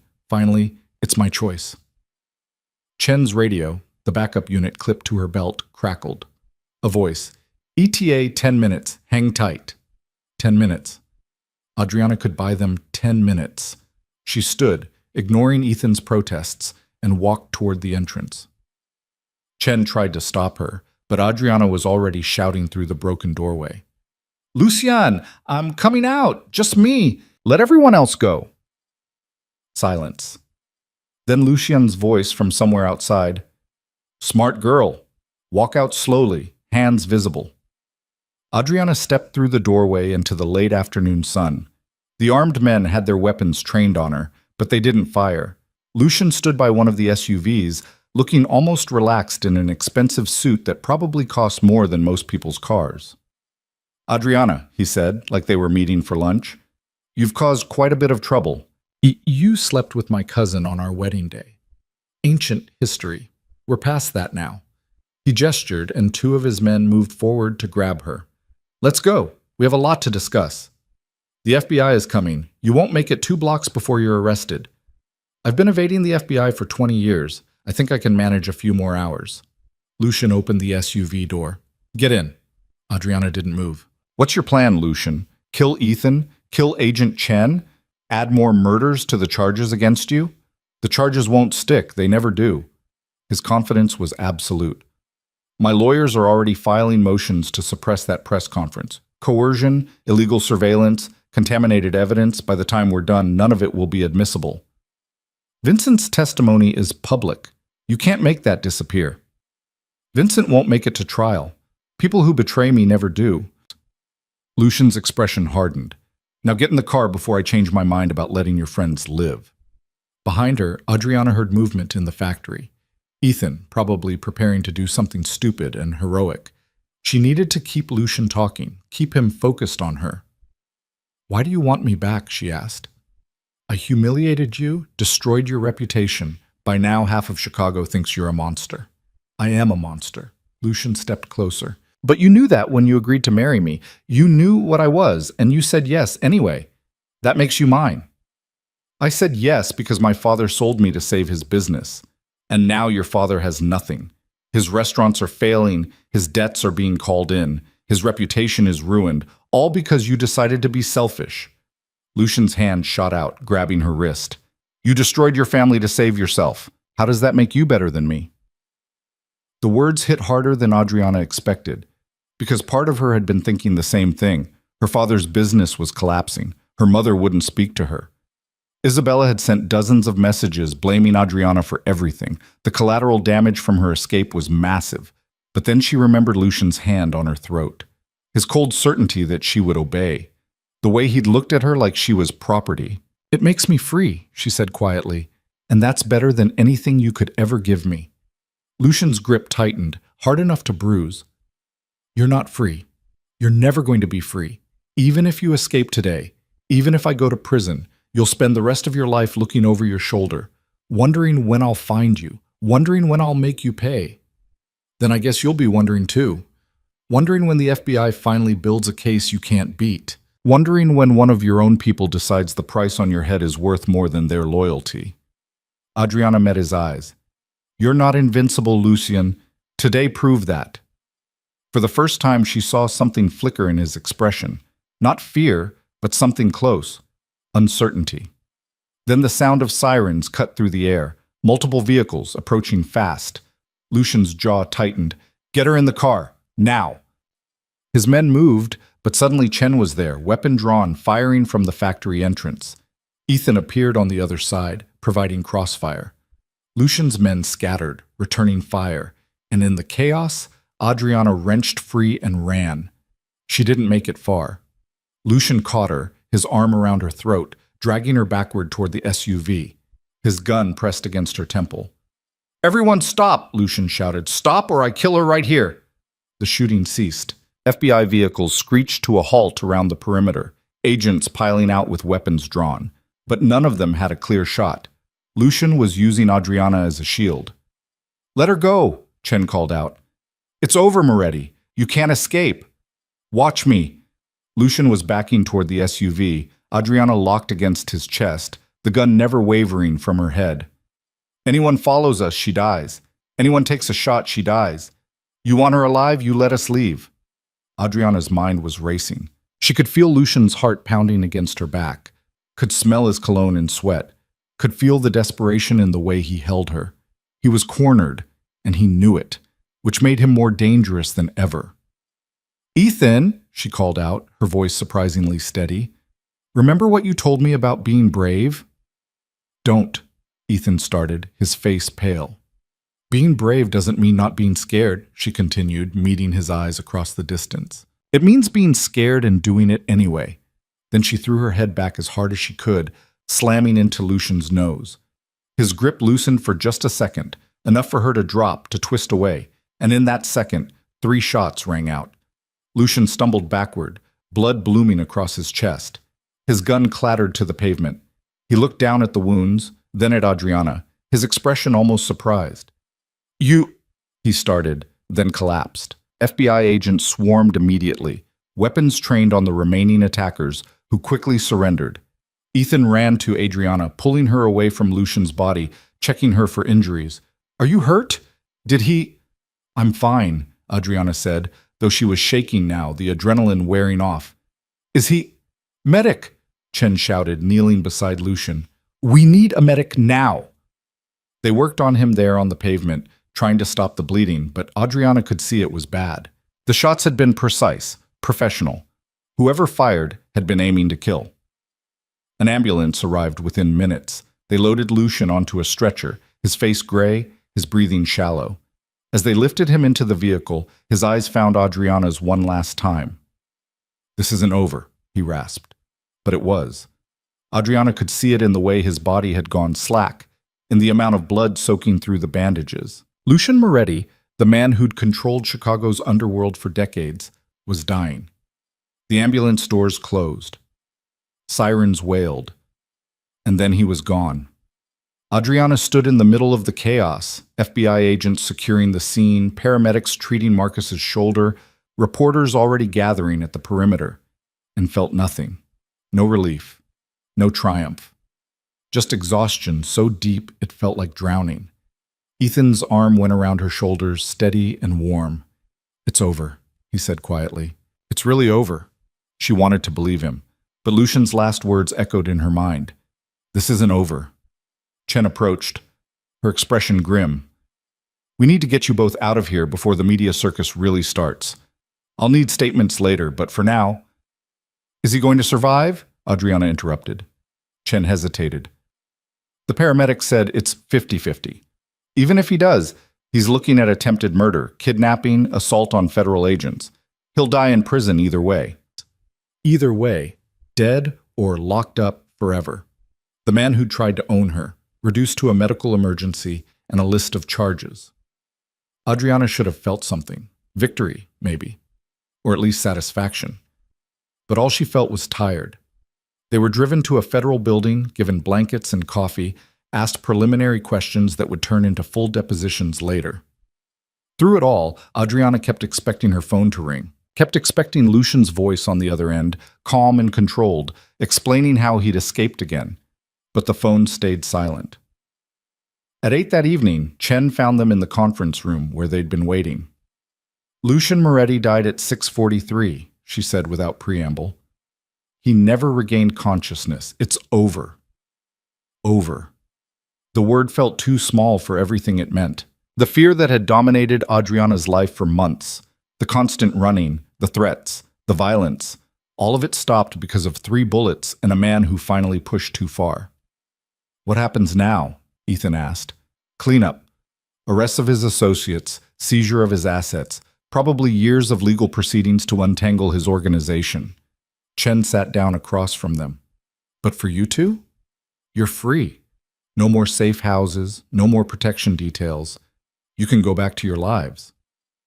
Free. Adriana tested the word in her mind, trying to make it feel real. She'd been fighting for freedom for so long that she'd almost forgotten what it meant. What it would feel like to walk down a street without looking over her shoulder, to sleep without expecting armed men to break down the door, to just exist without fear. What about my family? She asked. They'll be released from protection tomorrow. Whether they want to speak to you. Chen shrugged. That's not something I can help with. Fair enough. Adriana had burned those bridges herself. Whether her parents would ever forgive her for destroying the deal they'd made with Lucian, whether her mother would ever understand why she'd run. Those were questions without easy answers. They left the federal building after midnight. No safe house this time. No security detail. Just Marcus driving them to a hotel, a normal hotel that Adriana could check into under her own name, where they could sleep in actual beds and wake up to actual freedom. In the hotel room, Adriana stood at the window, looking out at Chicago's skyline. Somewhere out there, her old life was waiting. The question was whether she wanted it back. You're thinking loud, Ethan said from the couch. What happens to us now? She turned to face him. We got married to protect me from Lucian. But Lucian's dead, so what are we? Ethan was quiet for a long moment. That's up to you. Don't put this on me. I'm not. I'm just saying. We entered this as a business arrangement, protection in exchange for legal documentation. But if you want to end it now, I'll sign whatever papers need signing. No questions asked. He met her eyes. Or we figure out what this is without the danger forcing our hand. Adriana studied him. This man who'd risked everything to help her, who'd stood beside her through attacks and press conferences and near-death experiences, who'd married her knowing it might cost him everything. I don't know what I want, she admitted. I've spent so long just trying to survive that I haven't thought about what comes after. Then take time to figure it out. There's no rush. Ethan stood, moving toward the bedroom. Get some sleep. Tomorrow we can start figuring out what normal looks like. But Adriana wasn't sure she remembered what normal was, and she wasn't sure she wanted to go back to it even if she could. Adriana woke to sunlight streaming through hotel windows that didn't have bulletproof glass. No armed guards outside the door. No security system beeping every time someone walked past. Just silence, broken only by the hum of traffic far below. For the first time in months, she'd slept through the night. Ethan was already awake, sitting at the desk with his laptop open, coffee steaming beside him. He looked up when she emerged from the bedroom. Morning, there's more coffee if you want it. She poured herself a cup and sat across from him. What are you working on? Damage control. The company took a hit during all this. Stocks down, some investors pulled out, board members are nervous. He didn't sound particularly worried. Nothing that can't be fixed, but it'll take time. I'm sorry, if I hadn't... Don't. His voice was firm, but not harsh. I made my choices. I knew what I was risking. Still, you lost money because of me. I lost money because Lucian was a criminal who couldn't handle rejection. There's a difference. Ethan closed the laptop. Besides, money comes back. You don't. The weight of those words settled between them. Adriana sipped her coffee, trying to figure out what she wanted to say, what she wanted to ask, whether the thing between them had been real or just survival instinct dressed up as connection. Her phone rang before she could form the question. Sophia's name on the screen. Audrey? Her sister's voice was tentative. Are you okay? I saw the news about Lucian and the shooting, and I'm fine. We're fine. Thank God. I've been trying to call, but your number kept going to voicemail, and Mom said the FBI told her you were safe but wouldn't give details. Sophia paused, taking a breath. Can I see you? What about Mom and Dad? Do they... Adriana couldn't finish the question. Dad's still angry. Mom's still crying, but I'm not them. Sophia's voice strengthened. You're my sister. I want to see you. Please? They agreed to meet for lunch at a cafe near Grant Park. Neutral territory, public enough that emotions wouldn't explode completely. Ethan offered to come along, but Adriana shook her head. This is something I need to do alone. Call if you need backup, he said, and she realized he meant it, that he'd drop everything and come if she asked. Sophia was already there when Adriana arrived, sitting at an outdoor table, sunglasses hiding her eyes. She stood when Adriana approached, and for a moment they just looked at each other. Then Sophia pulled her into a fierce hug. You're really okay, Sophia said against her shoulder. I was so scared. The news kept saying there was a shootout and people died, and I thought, I'm okay. I promise. Adriana held her sister tighter. How are you? Sophia pulled back, laughing wetly. I'm not the one who's been running from the Mafia for 3 weeks. I think I'm supposed to ask you that. They sat, ordered food neither of them would eat, and talked. Sophia filled her in on their parents. Their father's restaurants were indeed failing. Suppliers had pulled contracts. Customers were staying away. The debt to Lucian's estate was being pursued by lawyers representing his criminal organization's remaining members. Marco Virelli had aged a decade in 3 weeks. He blames you, Sophia said quietly. Says you were selfish, that you destroyed the family to save yourself. Maybe I was selfish. Adriana stared at her untouched salad. Maybe I should have just married Lucian, played the part, kept everyone safe. And what? Let him control you for the rest of your life? Sophia's voice was sharp. Let him beat you when you didn't smile right, or cheat on you whenever he felt like it, or worse. Audrey, you saw what he was. You can't seriously think you should have stayed. I think there were probably other options. Options that didn't involve Dad losing everything. And Dad's losing everything because he made a deal with a criminal to cover up his own bad business decisions. That's on him, not you. Sophia reached across the table, gripping Adriana's hand. You're not responsible for cleaning up his messes. You never were. Mom doesn't see it that way. Mom spent 40 years making excuses for Dad's mistakes. She's not going to stop now. Sophia's expression softened. But she'll come around eventually. She's hurt and scared, but she's not stupid. She knows what Lucian was. And you? Are you angry with me? Sophia was quiet for a moment. I was at first, when the FBI showed up and forced us into protective custody, when Dad wouldn't stop yelling about how you'd ruined us. But then I thought about what you actually did. You walked away from a man who would have destroyed you. You chose yourself. She smiled slightly. I think that's the bravest thing I've ever seen anyone do. Adriana's throat tightened. I didn't feel brave. I felt terrified. Brave and terrified aren't opposites. They're the same thing, just from different angles. Sophia squeezed her hand. So what happens now? You're married to Ethan Caldwell. Are you staying married? I don't know.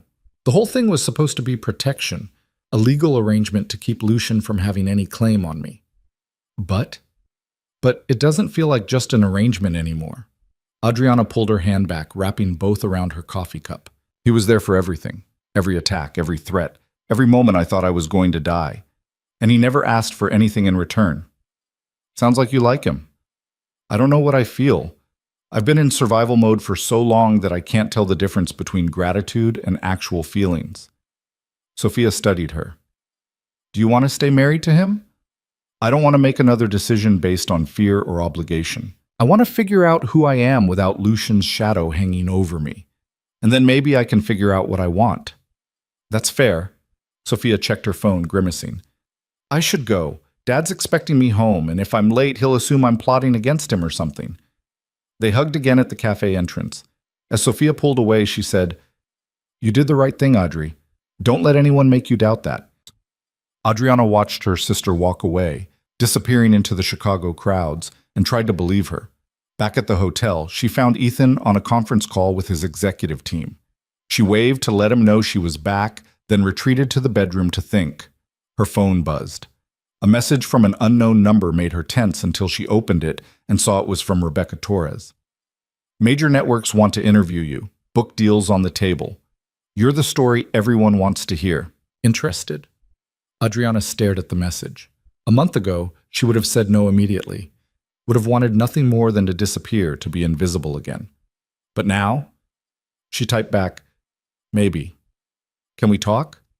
Rebecca called within minutes. You're considering it. I'm considering a lot of things. What exactly are they offering? Everything. Primetime interviews, memoir deals, speaking engagements. You're the woman who stood up to organized crime and won. People want to hear your story in your own words. And if I say no, they'll tell it anyway. Tabloids, unauthorized biographies, Lifetime movies that get everything wrong. Rebecca's voice was pragmatic. At least if you participate, you control the narrative. Control. Funny how that word kept coming up. Adriana had spent months feeling like she had no control over anything, her marriage, her safety, her future. And now people were offering her the chance to take it back. Let me think about it, she said. Don't think too long. This kind of attention has a shelf life. After hanging up, Adriana sat on the bed, turning the idea over in her mind. Telling her story could help other women in similar situations, could show people what coercive control looked like, how it operated, how to escape it. But it would also mean reliving everything publicly, answering questions about the most traumatic moments of her life, being picked apart by people who thought they knew better. Ethan knocked on the doorframe. You okay? Rebecca wants me to do interviews, tell my story. Apparently I'm famous now. You are. The video from the press conference has 30 million views. He leaned against the doorframe. What do you want to do? I don't know. Part of me wants to help people, show them they can get out, that they don't have to accept being controlled. But another part just wants to forget any of this ever happened. Both things can be true. Ethan crossed the room, sitting beside her on the bed. You don't have to decide right now. Take time. Figure out what you need. What do you need? Adriana turned to look at him. You've been focused on keeping me alive for weeks. But what about you? What do you want? Ethan was quiet for a long moment. Honestly, I want to go home, sleep in my own bed, get back to running my company, figure out what normal looks like without death threats. And us? What do you want there? That's not my decision to make. This marriage was to protect you. If you don't need protection anymore, he met her eyes, then you get to choose what happens next. No pressure, no obligation. Whatever you want, I'll support it. Even if I want a divorce? Even then, his voice was steady. You've had too many people making choices for you. I'm not going to be another one. Adriana studied his face, trying to read the emotion underneath. He was giving her freedom, complete autonomy over their future. It was generous. It was exactly what she needed. So why did it feel disappointing? I need time, she said finally, to figure out who I am without all of this. Without Lucian, without the fear, without the running. Take all the time you need. They stayed in Chicago for another week. Adriana gave her statement to the U.S. Attorney's office testified before a grand jury about Lucian's crimes, helped the FBI identify other members of his organization. The legal process was exhausting, repetitive, forcing her to recount the worst moments over and over. But it was also cathartic. Every time she told the story, it lost a little bit of power over her. The fear became facts. The trauma became testimony. She was reclaiming the narrative, one deposition at a time. On the fifth day, her mother finally called. Adriana. Lucia's voice was strained. Your father and I need to talk to you. They met at her parents' house in Lake Forest. The place looked the same, but felt different, like Adriana was seeing it through new eyes. The expensive furniture her father had bought during good years, the photos on the walls showing a perfect family that had never really existed, the weight of expectations that had pressed down on her since childhood. Her father sat in his study, looking older and smaller than she remembered. Her mother stood by the window, arms crossed. Sophia said you wanted to talk, Adriana said, remaining standing. Marco looked up, his face haggard. The lawyers say Lucian's estate is pursuing the debt. $17 million plus interest. They want to seize the restaurants, the house, everything. I'm sorry. Are you? His voice was bitter. You destroyed the arrangement that would have saved us. You married someone else out of spite, and now we're losing everything. I married someone else to save my life. Your life was never in danger. Lucian would have protected you, provided for you. Lucian put a gun to my head 3 weeks ago, Adriana said quietly. He ordered hits on people who helped me. He would have killed Ethan just for marrying me. So yes, Dad, my life was in danger, from the man you sold me to. Marco flinched. I didn't sell you. It was an arrangement. A beneficial arrangement for everyone, except me. You would have been fine. You would have learned to live with it, like everyone does. Like Mom did? Adriana looked at her mother. Is that what you want for me? A marriage like yours? Where I smile and stay quiet and pretend everything's fine while my husband does whatever he wants? Lucia's face crumpled. That's not fair. Isn't it? You've spent my whole life telling me to be good, be quiet, don't make waves. And when I finally stood up for myself, you sided with Dad. You chose his business over my safety. We chose the family, Marco said. The family you destroyed. No. Adriana's voice was hard. You destroyed the family when you gambled our future on deals with criminals. I just refused to be the payment. The silence that followed was heavy, broken only by Lucia's quiet crying. Finally, Adriana said, I can't help you with the debt, but I can help you in other ways. Ethan knows bankruptcy lawyers, financial advisors who can help you restructure. It won't save everything, but it might save something. We don't need charity, Marco said stiffly. It's not charity. It's me trying to help my family despite everything. She moved toward the door. But I can't do that if you keep blaming me for your choices. So decide what matters more, your pride or your survival. She left before they could respond. Sophia was waiting outside, leaning against Adriana's car. That bad? Her sister asked. Dad's still Dad. Mom's still making excuses. Adriana unlocked the car. But I said what I needed to say. Good. They don't deserve you, but maybe someday they'll figure that out. Sophia hugged her. Call me when you're ready to actually talk, not just deal with family drama. I will, promise. The drive back to the hotel took 40 minutes, and Adriana spent it thinking about her mother's face. The hurt and confusion and betrayal written there. Lucia had genuinely believed that marrying Lucian was the right choice, that safety and security mattered more than love or freedom. Maybe she'd believed it because that was the choice she'd made 30 years ago. Maybe seeing Adriana walk away was like watching her own younger self make a different decision, a braver one. Ethan was packing when she got back. We're leaving? Just me. I need to get back to the company. There's a board meeting I can't miss and some things that need handling in person. He zipped up his bag. But you should stay if you need more time with your family. I don't need more time with them. I need distance. Adriana sat on the couch.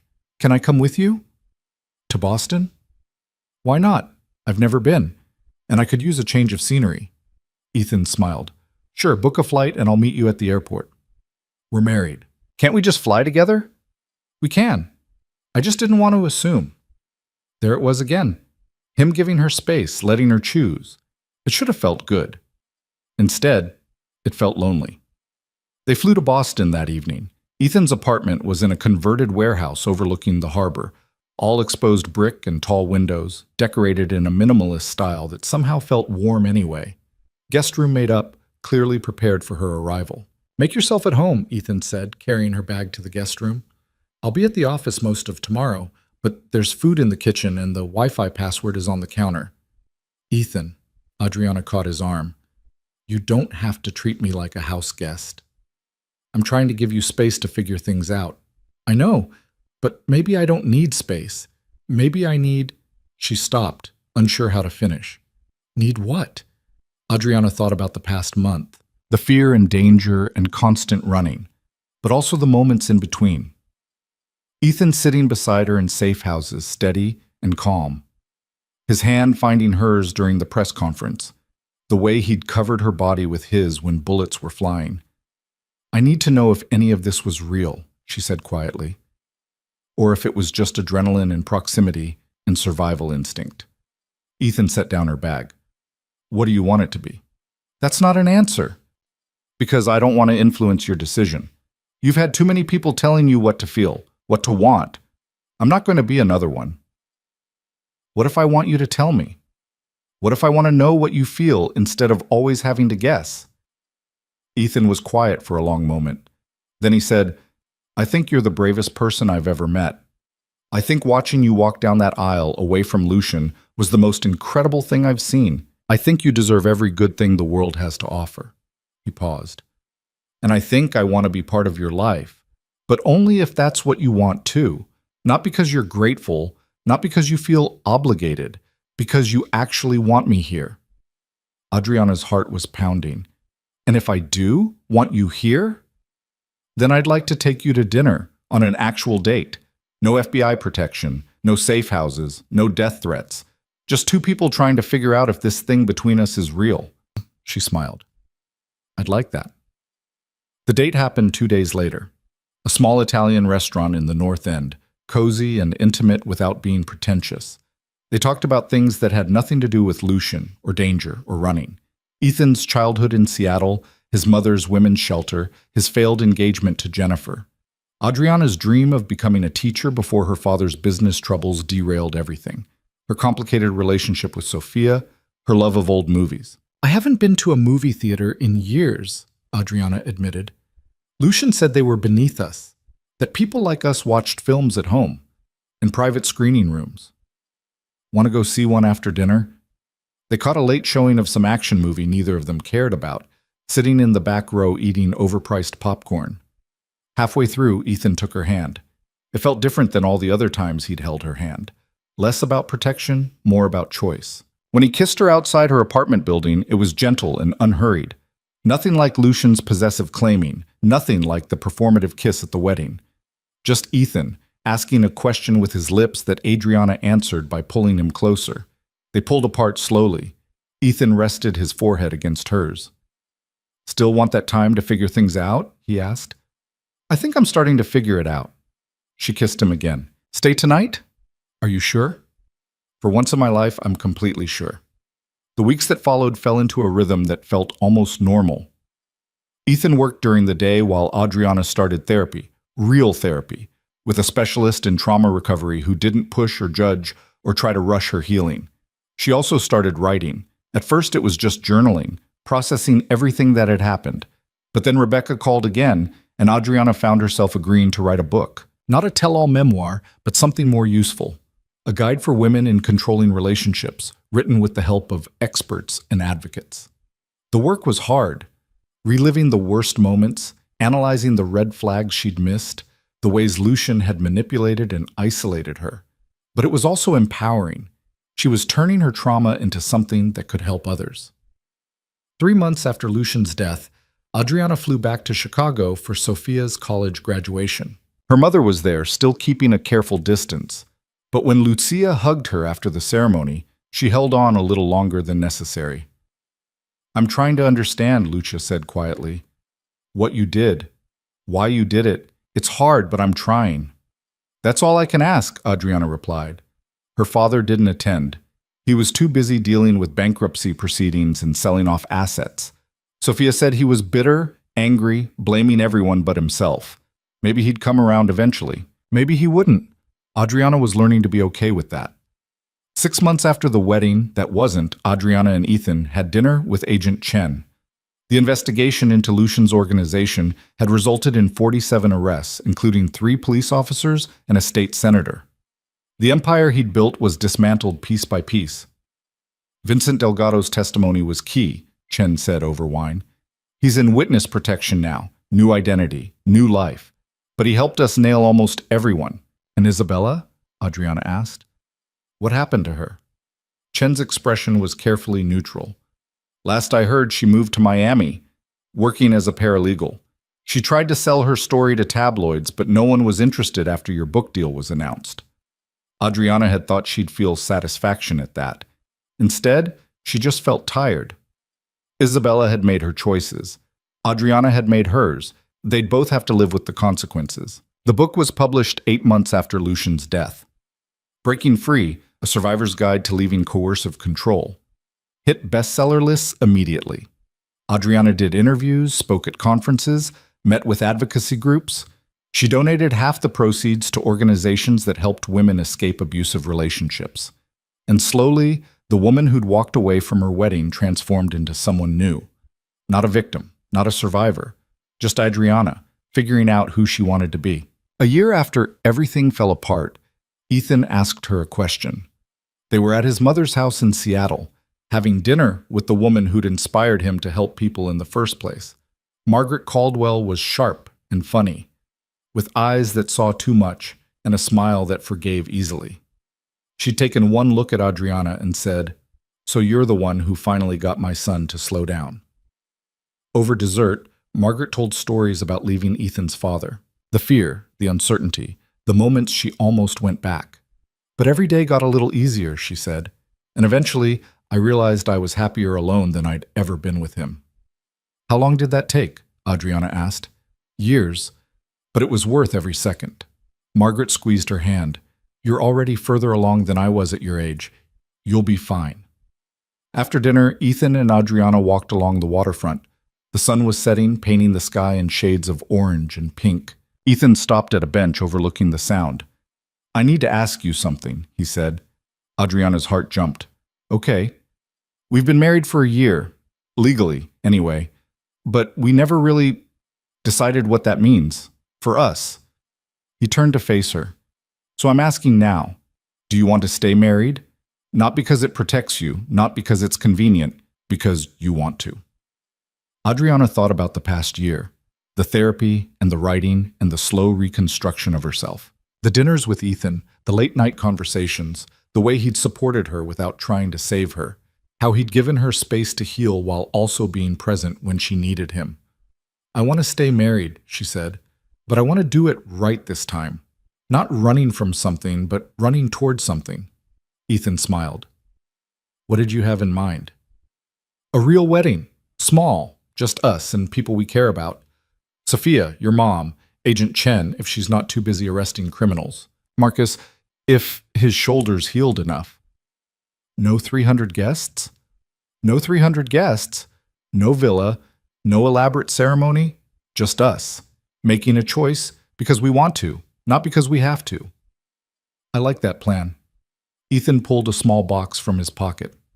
I've been carrying this around for 3 months, trying to figure out the right time to ask. But I think the right time is when you're ready. He opened the box. Inside was a ring, simple, elegant, nothing like the ostentatious diamond Lucian had given her, just a plain band with a single small stone.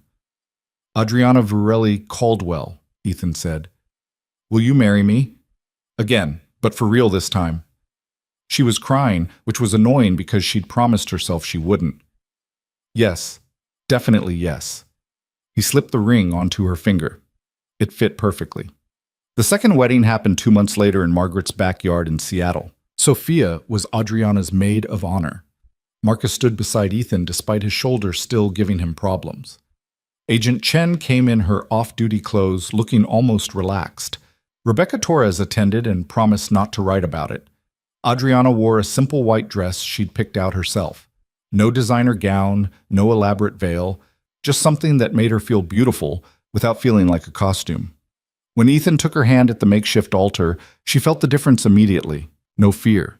No escape plan. No looking over her shoulder expecting danger. Just choice. Pure, simple choice. The vows they wrote were short. Ethan promised to support her healing, to give her space when she needed it, and presence when she asked. Adriana promised to trust him, to communicate honestly, to build something real instead of running from something terrible. When the officiant said, "You may kiss," Ethan leaned in and whispered, "Third time's the charm?" She laughed and kissed him, and it felt like beginning instead of ending. The reception was casual, barbecue and local beer, music from a speaker instead of a band. Sophia cornered Adriana near the dessert table. "You look happy," her sister said. "I am happy. Is that weird?" "After everything? No, it's perfect." Sophia hugged her. You deserve this, Audrey. You deserve all of it. Later, when the sun had set and most guests had left, Adriana found herself alone with Margaret Caldwell. Ethan's mother handed her a glass of wine and gestured to the chairs overlooking the water. "Thank you," Adriana said, "for raising him right, for teaching him to help people. I just taught him that everyone deserves a chance to start over. He figured out the rest himself." Margaret sipped her wine. "Can I give you some advice? Please. Don't let what happened define you forever. It was a chapter in your life, not the whole story. You'll carry scars, but scars just mean you survived something that could have killed you." Margaret's eyes were kind.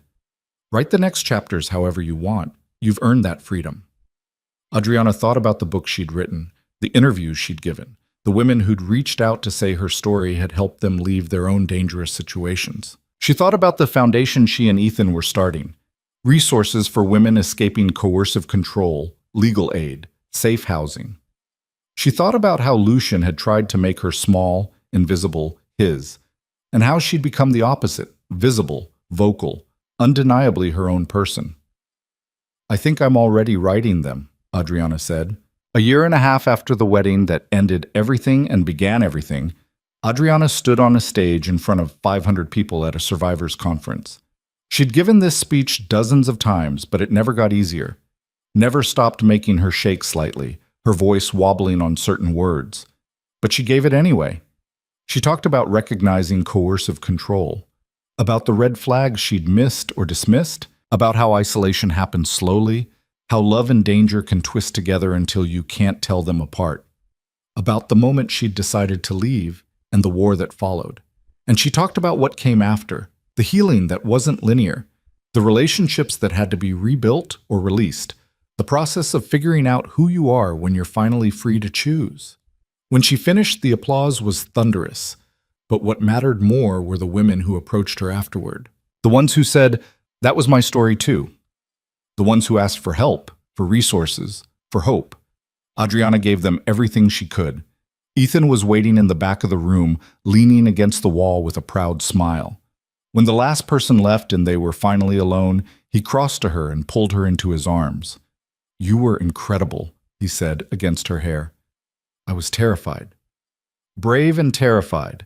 Same thing, remember? She laughed, pulling back to look at him. "Want to get out of here?" "Always." They walked out into the Chicago evening, hand in hand.